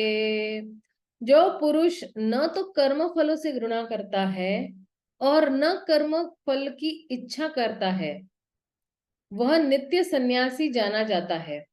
हे महाबाहो अर्जुन, ऐसा मनुष्य समस्त द्वंद्वों से रहित होकर भव बंधन को पार कर पूर्णतया मुक्त हो जाता है। तो अभी भगवान जो है इस तात्पर्य में प्रभुपाद इस तात्पर्य में ये बता रहे हैं कि देखिए, पूर्णतया कृष्ण भावना में पुरुष नित्य सन्यासी है, क्योंकि वह अपने कर्म फलों से न तो घृणा करता है और न ही उसकी आकांक्षा करता है। ऐसा सन्यासी भगवान की दिव्य प्रेम भक्ति के परायण होकर पूर्ण ज्ञानी होता है, क्योंकि वह कृष्ण के साथ अपनी स्वाभाविक स्थिति को जानता है। वो क्या जानता है कि वह भली भांति जानते रहता है कि कृष्ण पूर्ण अंशी है और वह स्वयं अंश मात्र है। ऐसा ज्ञान पूर्ण होता है क्योंकि वह गुणात्मक तथा सकारात्मक रूप से सही है। कृष्ण तादात्म्य की भावना भ्रांत है, क्योंकि अंश और अंशी के तुल्य नहीं हो सकता है। ऑब्वियसली अगर मैं बोलूं कि ये जो मेरा हाथ है मेरे शरीर के समान है, तो ये पॉसिबल नहीं है। यह ज्ञान की एकता गुणों की है, न कि यह ज्ञान की एकता गुणों की है, न कि गुणों की मात्रा। ये सही दिव्य ज्ञान है जिससे मनुष्य अपने आप में पूर्ण बनता है, जिससे न तो किसी वस्तु की आकांक्षा रहती है न किसी का शोक। उसके मन में किसी प्रकार का छल कपट नहीं रहता है, क्योंकि वह जो कुछ भी करता है कृष्ण के लिए करता है, क्योंकि उसका उद्देश्य है ना वो बहुत स्पष्ट है कि मैं जो कुछ भी कर रहा हूं मैं भगवान के लिए कर रहा हूँ, कृष्ण के लिए कर रहा हूं। तो फिर उसके मन में जो है वो छल कपट नहीं रहेगा। जो कोई भी भगवान की प्रसन्नता के लिए काम कर रहा है, तो इस प्रकार छल कपट से रहित होकर वह इस भौतिक जगत से भी मुक्त हो जाता है। तो यहाँ पे जो है ओके मेरा वीडियो ऑफ है, ओके सॉरी। तो यहाँ पे जो है अगर आप देखोगे कि एक जो व्यक्ति जो है वो कर्म जो है पूर्णतः भक्ति भावना से अगर कर रहा है, तो वो एक सच्चा सन्यासी है और उसको मुक्ति मिल सकती है। तो सच्चे सन्यासी की व्याख्या क्या है कि अपने कर्म फलों से न उसको प्रेम है न घृणा है, और वो सारे संशयों से जो है वो मुक्त है। और एक कृष्ण भावनामृत व्यक्ति जो है वो पूर्णतया सन्यासी है। वो कैसे सन्यासी है? क्योंकि वो जानता है कि जो आत्मा और जो भगवान है वो बोलते हैं ना कि क्वालिटी में एक है, लेकिन क्वांटिटी में अलग है। और ऐसा जो व्यक्ति जिसके पास ये ज्ञान है, तो वो जो व्यक्ति जो है अपने आप में वो कंप्लीटली वो बोलते हैं ना स्थित हो जाता है। और उसके पास फिर किसी व्यक्ति के लिए कोई घृणा नहीं रहती है, कोई शोक नहीं है, कोई इच्छाएं नहीं है, और उसके पास मन में द्वंद्व भी नहीं है। क्योंकि जो कुछ भी कार्य कर रहा है वो कृष्ण के लिए कर रहा है, इसलिए वो भौतिक जगत में रहते हुए भी वो मुक्त आत्मा ही है। ये वाले जो है ना, ये तीसरे श्लोक में भगवान यही समझा रहे हैं।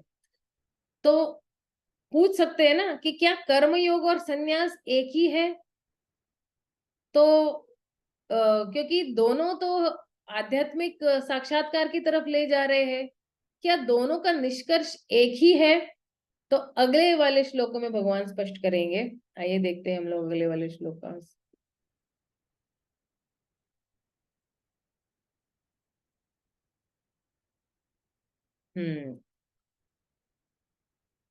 सांख्य योगो पृथक बाला प्रवदन्ति न पंडिता, एकम अपि आस्थितम सम्यक उभयो विदन्ते फलम। ज्ञानी ही भक्ति को भौतिक जगत के विश्लेषणात्मक अध्ययन से भिन्न कहते हैं। सॉरी, अज्ञानी ही भक्ति। सो अज्ञानी व्यक्ति है ना, वही क्या कहेंगे कि कर्म योग को भौतिक जगत के विश्लेषण अध्ययन सांख्य से अभिन्न कहते हैं। जो वस्तुतः ज्ञानी है वे कहते हैं कि जो इनमें से किसी एक मार्ग का भली भांति अनुसरण करता है वो दोनों के फल प्राप्त कर लेता है। प्रभुपाद कह रहे हैं भौतिक जगत के विश्लेषणात्मक अध्ययन सांख्य का उद्देश्य आत्मा को प्राप्त करना है। भौतिक जगत की आत्मा विष्णु या परमात्मा है। भगवान की भक्ति का अर्थ परमात्मा की सेवा है। एक विधि से वृक्ष की जड़ खोजी जा सकती है और दूसरी विधि से सींचा जा सकता है। सांख्य दर्शन का वास्तविक छात्र जगत के मूल अर्थात विष्णु को ढूंढता है और फिर पूर्ण ज्ञान समेत अपने को भगवान की सेवा में लगा देता है। अभी थोड़ा बहुत सांख्य योग के बारे में भी बता रहे हैं भगवान।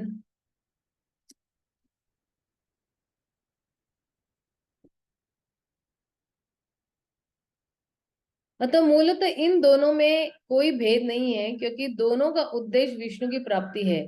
जो लोग चरम उद्देश्य को नहीं जानते वे ही कहते हैं कि सांख्य और कर्मयोग एक नहीं है, किंतु जो विद्वान है वह जानता है कि दोनों भिन्न विधियों का उद्देश्य एक ही है। सांख्य योग या कर्म योग, उनका उद्देश्य एक ही है। अगला वाला कह रहे हैं कि यतः सांख्ये प्राप्यते स्थानम तत् योगे अपि गम्यते, एकम सांख्य च योगम च यह पश्यति स पश्यति। जो यह जानता है कि विश्लेषणात्मक अध्ययन सांख्य द्वारा प्राप्य स्थान भक्ति द्वारा भी प्राप्त किया जा सकता है, और इस तरह जो सांख्य योग तथा भक्ति योग को एक समान देखता है वही वस्तुओं को यथारूप में देखता है। तो प्रभुपाद यहाँ पे कह रहे हैं, देखिए सांख्य विधि में मनुष्यों को पदार्थ से विरक्त होना पड़ता है और भक्ति योग में उसे कृष्ण भावनामृत कर्म में आसक्त होना होता है। वस्तुतः दोनों ही विधियां एक है, यद्यपि ऊपर से एक विधि में विरक्ति दिखती है और दूसरे में आसक्ति है।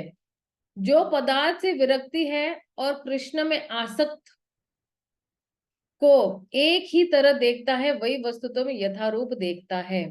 तो वास्तविक में अगर कौन कौन व्यक्ति अगर देखेंगे तो कर्म योग और संन्यास जो है दोनों जो है वो आध्यात्मिक साक्षात्कार की तरफ हमें ले जा रहे हैं। तो कैसे सांख्य और कर्म योग जो है समान है, क्योंकि दोनों का जो उद्देश्य वो एक ही है। दोनों का उद्देश्य क्या है? विष्णु है ना।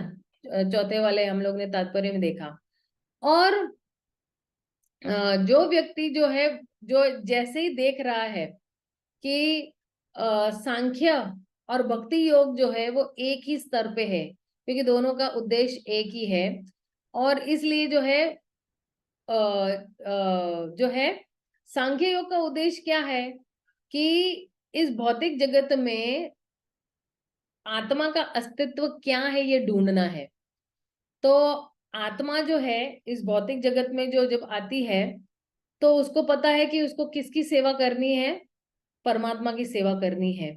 तो जैसे बोलते हैं ना कि सांख्य योगी जो है वो पेड़ की जड़ को ढूंढता है, और जो भक्ति योगी व्यक्ति है वो क्या कर रहा है? वो पेड़ की जड़ को पानी दे रहा है।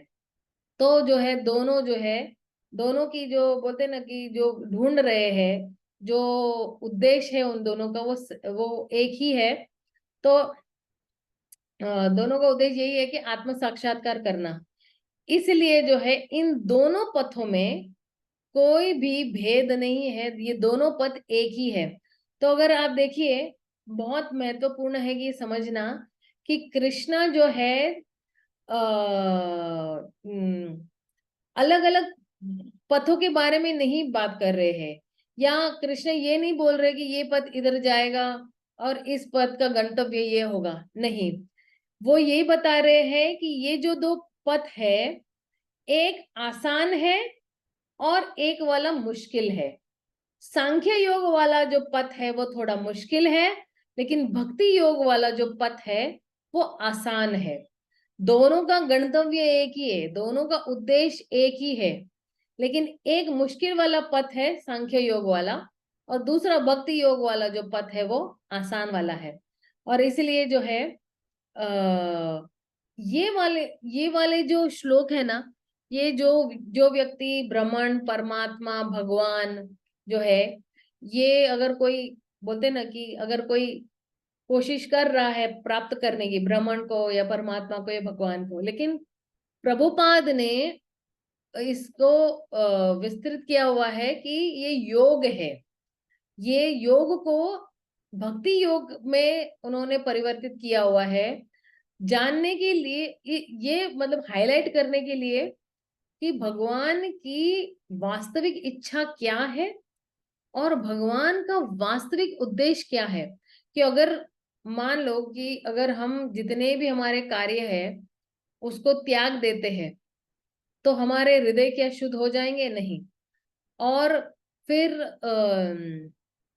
अगर हम शुद्ध हृदय से ही, बिना शुद्ध हृदय के यानी दूषित हृदय से हम सारे जितने भी है कार्य को त्याग कर देंगे, तो हमें एक्चुअली ना जबरदस्ती से जो है हमें अलग अलग गलत कार्य में हमें संलग्न होना पड़ेगा। और क्योंकि हमारा हृदय दूषित है इसलिए हम जो कार्य कर रहे हैं वो सही कार्य नहीं कर रहे हैं। और फिर जो है जितने भी हमारी इंद्रियां हैं वो तो कुछ ना कुछ कार्य मांग ही रहे हैं, कुछ ना कुछ कर ही रहे हैं, लेकिन ज्ञान जो है, ज्ञान योगा जो है, ये इंद्रिय के स्तर पे जितनी भी हम लोग एक्टिविटी कर रहे हैं उसको वर्जित कर रहा है। तो इसलिए जब तक इंद्रियों को हम अच्छे कार्य में नहीं लगाएंगे, ये बहुत मुश्किल हो जाएगा कि हम कोई सही कार्य कर रहे हैं या नहीं कर रहे। इसलिए कृष्णा जो है वो बार बार कह रहे हैं कि बार बार इंद्रियों को जो है भगवान की सेवा में लगाना है। और जब इंद्रियों को भगवान की सेवा में लगाएंगे तो हृदय का शुद्धिकरण होगा, और जब हृदय का शुद्धिकरण होगा तो हम अनासक्त होकर कोई भी कर्म कर सकते हैं। इसलिए जो है ये जो भक्ति योग है वो बहुत ज्यादा प्रैक्टिकल मार्ग है, क्योंकि जब हम भक्ति योग कर रहे हैं तो हम अपनी सारी इंद्रियों को क्या करें? भगवान की सेवा में लगा रहे हैं। जब सारी इंद्रियों को हम भगवान की सेवा में लग रहे, हमारा हृदय अपने आप ही शुद्ध हो रहा है। इसलिए जो है ये जितने भी दोनों पथ है, इन दोनों का है ना, बोलते ना, भेद चलते रह रहा है। 5वें अध्याय में कौन सा बेटर है, ये वाला बेहतर है या ये वाला बेहतर है, कर्म योग बेहतर है या भक्ति योग बेहतर है। तो अगले वाले श्लोक में भी यही वापस यही चलेगा कि ज्ञान मार्ग बहुत मुश्किल है, बहुत ही कठिन है, बहुत ही दुखदाई है। छठा वाला देखते हैं हम लोग।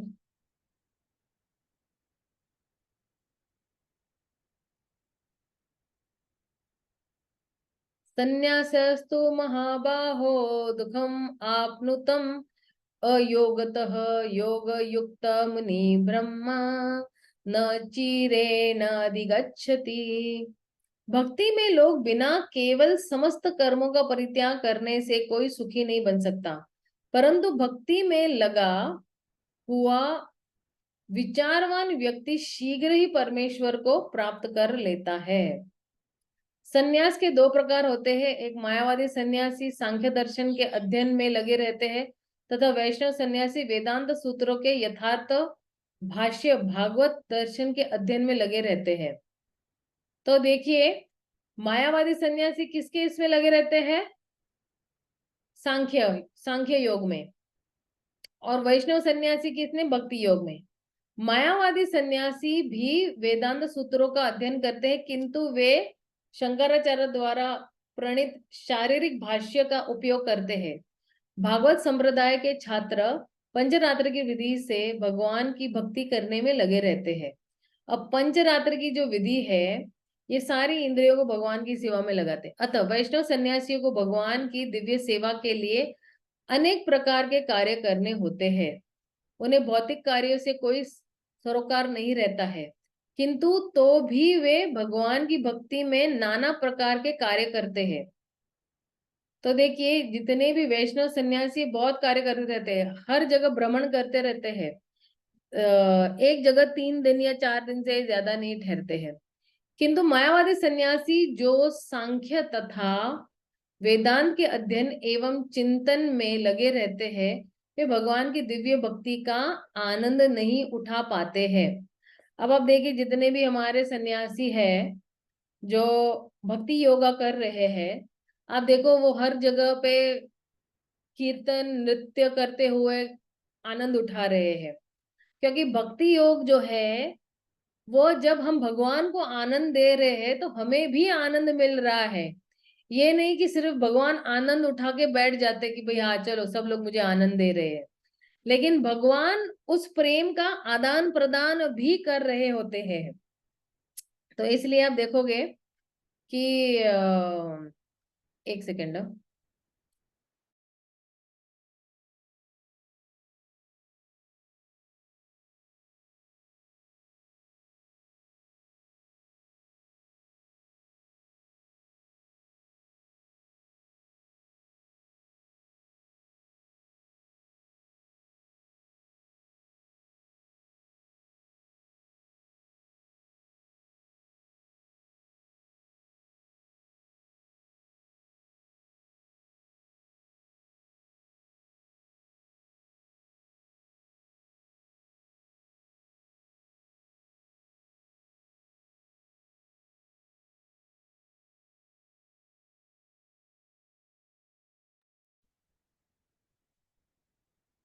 हरे कृष्णा।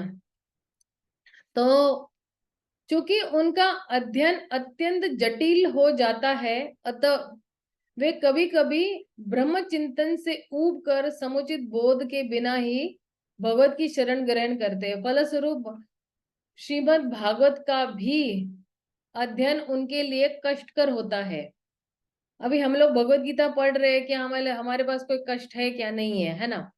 मायावादी सन्यासियों का सूक्ष्म चिंतन तथा कृत्रिम साधनाओं से निर्विशेष विशेषणा उनके लिए व्यर्थ होती है। भक्ति में लगे हुए वैष्णव सन्यासी अपने दिव्य कर्मों को करते हुए प्रसन्न रहते हैं और यह भी निश्चित रहता है कि वे भगवत धाम को प्राप्त होंगे। मायावादी सन्यासी कभी कभी आत्म साक्षात्कार के पथ से नीचे गिर जाते हैं और फिर समाज सेवा, परोपकार जैसे भौतिक कर्म। समाज सेवा यानी कि हॉस्पिटल खोलेंगे, कंबल बांटेंगे, या कोई ऐसी परोपकारी चीजें, या स्कूल खोलेंगे ऐसे। अतः निष्कर्ष यह निकला कि कृष्ण भावनामृत के कार्यों में लगे रहने वाले ब्रह्म अब्रह्म विषयक साधारण चिंतन में लगे सन्यासी से श्रेष्ठ है, यद्यपि वे भी अनेक जन्मों के बाद कृष्ण भावनामृत हो जाते हैं। तो ये जितने भी मायावादी सन्यासी है ना, ये भी बन सकते हैं। ऐसा नहीं है कि नहीं बन सकते, लेकिन उनको बहुत जन्म लगेंगे। तो अगर आप देखोगे कि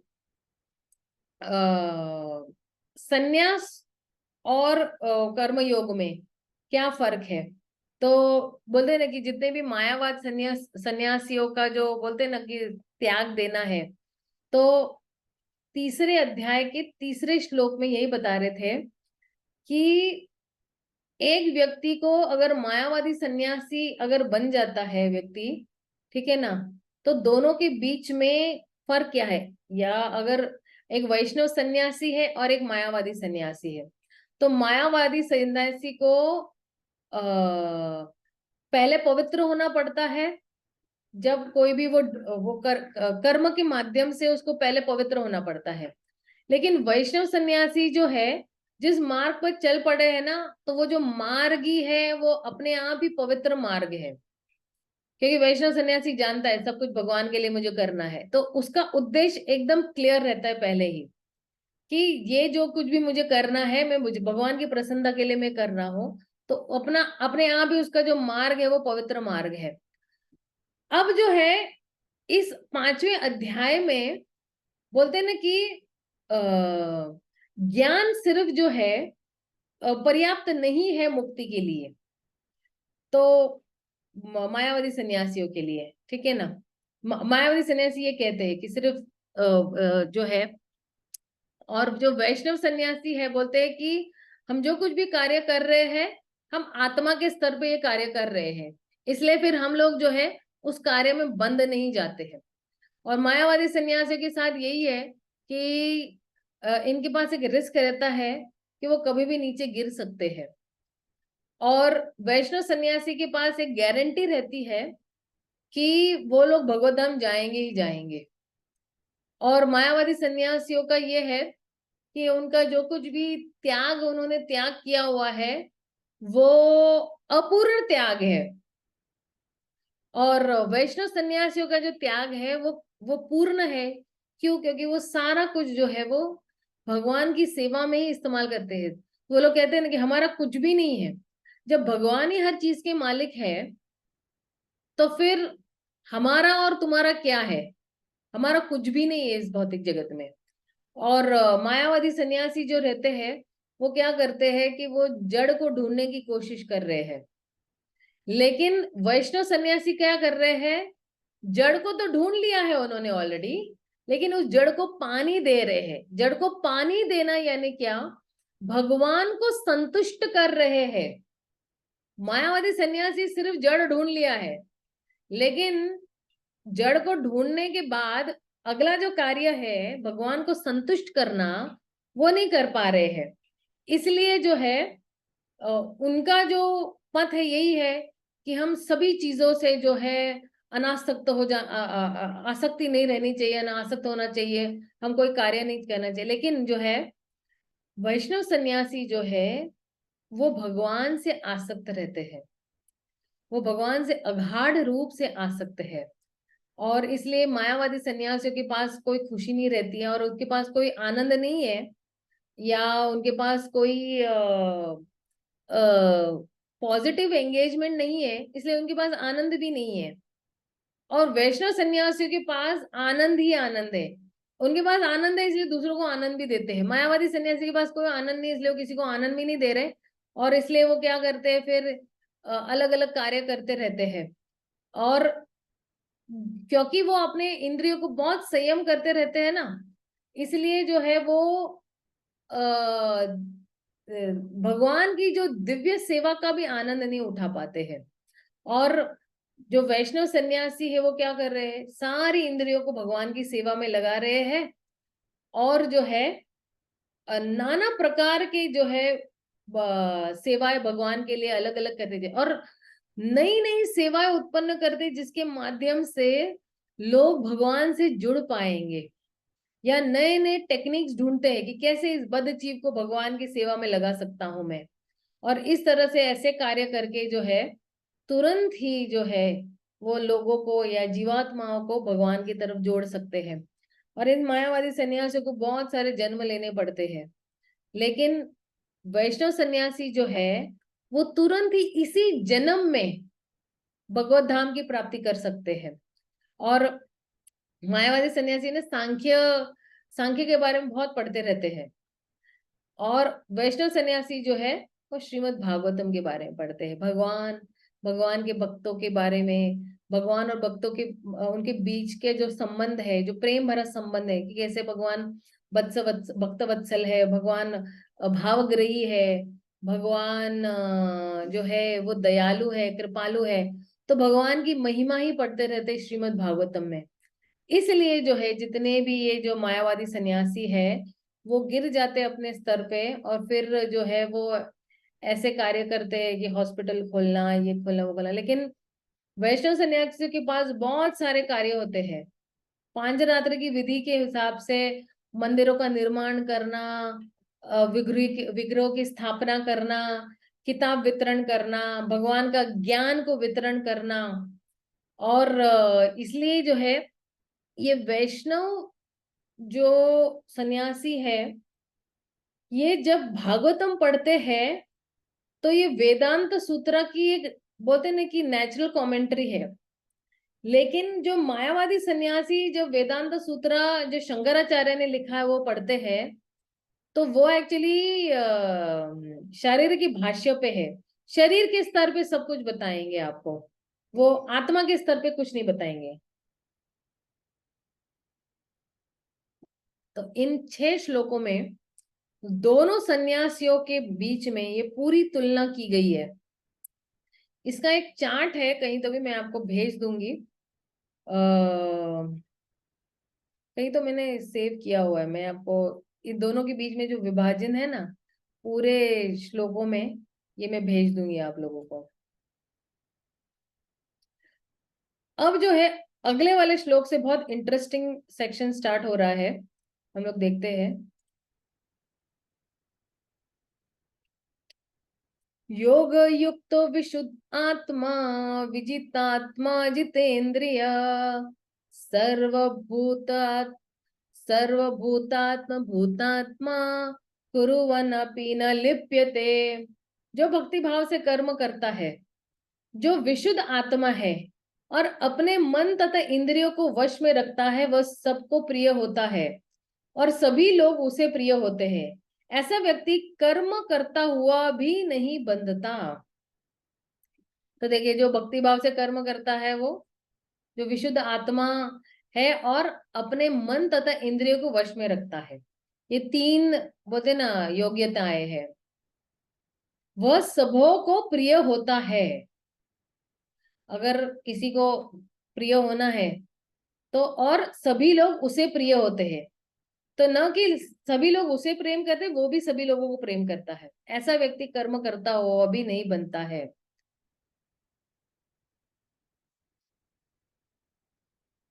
तो अगर आप देखोगे यहाँ पे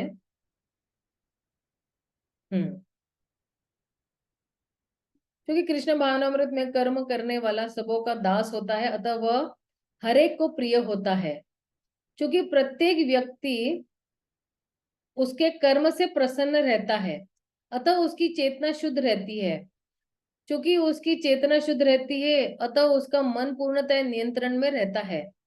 चेतना शुद्ध करने के लिए क्या करना पड़ेगा? ज्ञान अर्जित करना पड़ेगा।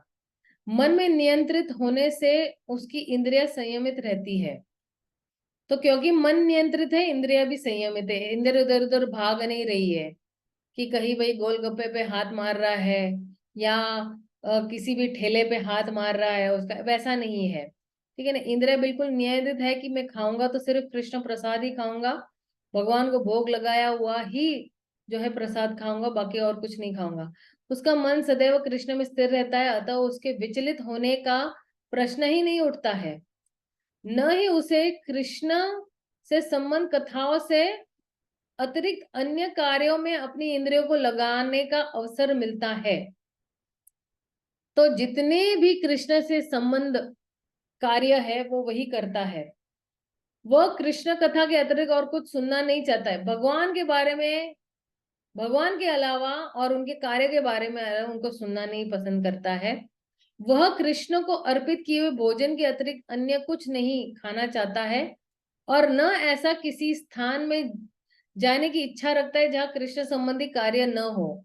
जैसे कई लोग घूमने चले जाते हैं किसी हिल स्टेशन पे, किसी बर्फीली जगहों पे।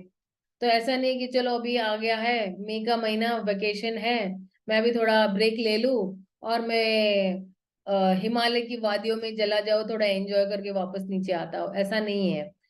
वहां वो कृष्ण भावना व्यक्ति वही जाएगा जहां पे भगवान है और उनके भक्त है और उनका संग मिलेगा, वही जाते हैं।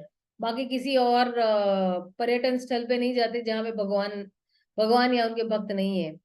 अतः उसकी इंद्रियां वश में रहती है। ऐसा व्यक्ति जिसकी इंद्रियां संयमित हो वह किसी को के प्रति अपराध नहीं करता है।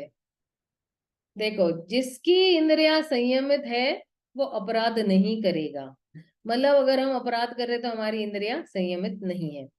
इस पर कोई यह प्रश्न कर सकता है तो फिर अर्जुन अन्यों के प्रति युद्ध में आक्रामक क्यों था? क्या वह कृष्ण भावना नहीं था? वस्तुतः अर्जुन ऊपर से ही आक्रामक था, क्योंकि जैसा कि द्वितीय अध्याय में बताया गया है, एक्चुअली उसको भ्रम में डाला गया है ना। आत्मा के अवध्य होने के कारण युद्ध भूमि में एकमात्र हुए सारे व्यक्ति अपने अपने स्वरूप में जीवित बने रहेंगे। अतः आध्यात्मिक दृष्टि से कुरुक्षेत्र की युद्ध भूमि में कोई मारा नहीं गया, सबको परम गति मिली हुई है। वहां पर स्थित कृष्ण की आज्ञा से केवल उनके वस्त्र बदल दिए गए, है ना। सेकेंड अध्याय में ये बोल रहे हैं ना कि द्रोणाचार्य या जो भीष्म देव है, अगर वो मर भी जाते तो उनको एक नया शरीर मिलेगा, तो एक नया वस्त्र मिलेगा उनको। अतः अर्जुन कुरुक्षेत्र की युद्ध भूमि में युद्ध करता हुआ भी वस्तुतः युद्ध नहीं कर रहा था। वह तो पूर्ण कृष्ण भावनामृत में कृष्ण के आदेश का पालन कर रहा था। ऐसा व्यक्ति कभी भी कर्म बंधन से नहीं बंधता है। तो अगर कृष्ण के आदेश अनुसार अगर हम कोई भी कार्य कर रहे हैं तो जो है हम कर्म बंधन में नहीं बंधते हैं। तो कोई पूछ सकता है कि हर मिनट कृष्ण भावनामृत में कैसे कार्य कर सकते हैं? तो हर मिनट कृष्ण के लिए ही अगर हम कार्य कर रहे हैं, इसी चेतना से कर रहे हैं कि ये कृष्ण की प्रसन्नता के लिए कार्य कर रहे हैं, तो फिर कर्म के बंधन में हम नहीं बंधेंगे। अगला वाला देखते हैं। दिव्य भावनामृत युक्त पुरुष देखते, सुनते, स्पर्श करते, सूंघते, खाते, चलते फिरते, सोते तथा श्वास लेते हुए भी अपने अंतर में सदैव ही जानता रहता है कि वास्तव में वह कुछ भी नहीं करता। बोलते, त्यागते, ग्रहण करते या आंखें खोलते, बंधन बंद करते हुए भी वह जानता रहता है कि भौतिक इंद्रियां अपने अपने विषयों में प्रवृत्त है और वह इन सबसे पृथक है। तो उसको पता है कि जो भी व्यक्ति जो है, जो कृष्ण भावनामृत में है, उसको पता है कि मैं कुछ भी नहीं कर रहा हूँ, ये सारा कुछ भगवान की इच्छा से चल रहा है। ये भौतिक सृष्टि जो है भगवान के आदेश अनुसार चल रही है। और जब भी वो कुछ बोल रहा है, कुछ ग्रहण कर रहा है, आंखें खोल रहा है, बंद कर रहा है, वो जानता है कि ये जो है, ये जो मैं और मेरी इंद्रिया वो बिल्कुल अलग है, दोनों एक नहीं है।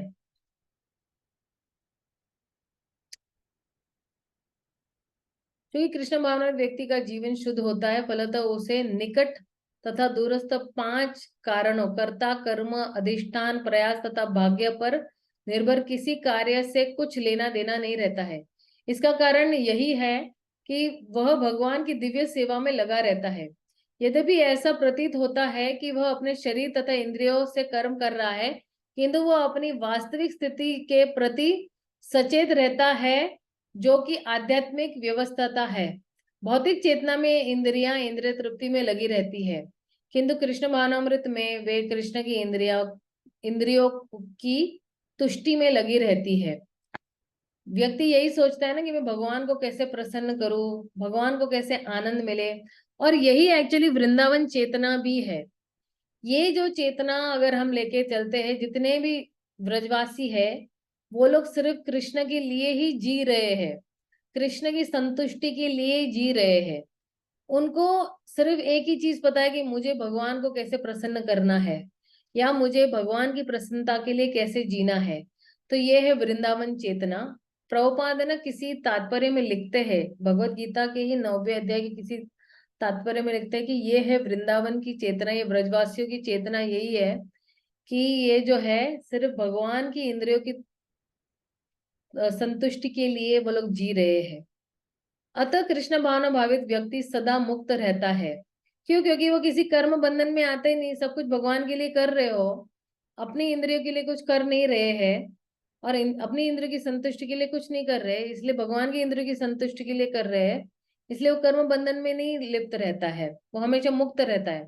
भले ही वो ऊपर से भौतिक कार्य में लगा हुआ दिखाई पड़े, देखने तथा सुनने के कार्य ज्ञानेंद्रियों के कर्म है, जबकि चलना, बोलना, मल त्यागना आदि कर्मेंद्रियों के कार्य है। कृष्ण भावना भावित व्यक्ति कभी भी इंद्रियों के कार्यों से प्रभावित नहीं होता। वह भगवत सेवा के अतिरिक्त कोई दूसरा कार्य नहीं कर सकता, क्योंकि उसे ज्ञात है कि वह भगवान का शाश्वत दास है। तो इन 2 श्लोकों में, इन 2-3 श्लोकों में यही बताया गया है कि भगवान अभी बता रहे हैं कि हमें कैसे निष्काम कर्म योग करना है। कि अगर कोई व्यक्ति उसके पास ज्ञान है और वो समझता है कि ये जो भौतिक जगत जो है, इसका स्वभाव जो है, ये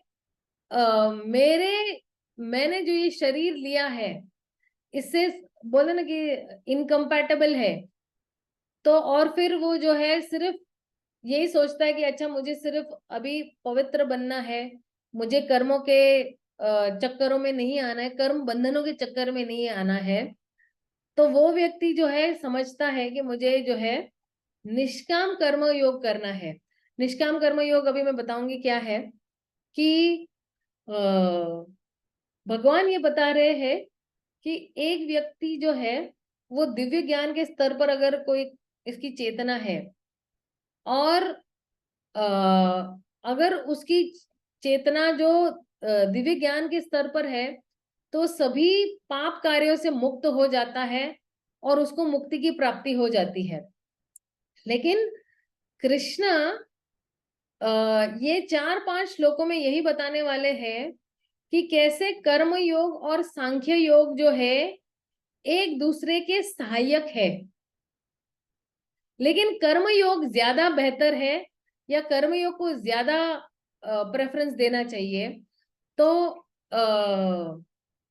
3 प्रकार के बोलते हैं ना कि साक्षात्कार होते, भगवान के साक्षात्कार होते हैं, क्योंकि जो सबसे जो बोलते हैं ना कि भगवत साक्षात्कार जो है वो सबसे ऊंचा है, और ये गीता का ही उद्देश्य है। तो श्रील प्रभुपाद जो है इन श्लोकों को अलग अलग एंगल से समझाने की एक्चुअली कोशिश कर रहे हैं कि कैसे कोई एक व्यक्ति जो है, बट मुझे इससे लग रहा है कि ये वाला जो सेक्शन है ना ये बहुत इंपॉर्टेंट है, ये मैं नेक्स्ट टाइम एक्सप्लेन करूंगी। ये बहुत इलेबोरेट सेक्शन है, इसको बहुत सारे उदाहरण और इससे एक्सप्लेन करना पड़ेगा कि कैसे निष्काम कर्म योग को करना है, निष्काम कर्म योग कैसे करते हैं, और निष्काम कर्म योग करके भी क्या प्राप्ति होगी, उसका रिजल्ट क्या होगा। तो ये आई थिंक मैं सेक्शन नेक्स्ट वीक पे छोड़ती हूँ। ये जितने भी हम लोग ने श्लोक किए ना 7, 8, 9, 10, 11, 12, ये पूरा सेक्शन बहुत इंपॉर्टेंट सेक्शन है। अगर ये वाला सेक्शन समझ लेते हैं ना तो हमारी लाइफ बहुत आसान हो जाती है। काफी कुछ हमें बहुत क्लैरिटी मिलती है कि हमें अभी कर्म कैसे करने हैं। और फिर निष्काम कर्म योग जो है करना है, और फिर इसको ज्ञान के स्तर पे कैसे कर सकते हैं। निष्काम कर्म योग को क्या इसमें गुणों का क्या रोल है, 3 गुणों का क्या रोल है, भगवान का इसमें क्या रोल है, या फिर इसमें आत्मा और परमात्मा का क्या है, दोनों का कैसा है, ये सारा है ना अगले वाले सेक्शन में मैं आप लोगों को समझाऊंगी। क्योंकि इसमें हम आत्मा पे फोकस कर ही रहे, लेकिन परमात्मा पे भी कैसे फोकस करना है, ये बहुत कुछ डिटेल में समझाना पड़ेगा। तो मैं अपनी वाणी को ये विराम देती हूँ। किसी का कोई प्रश्न या कोई जिज्ञासा है तो आप पूछ सकते हो। हम लोग ने 9वें श्लोक पे हम लोग ने हॉल्ट किया हुआ है, याद रखना।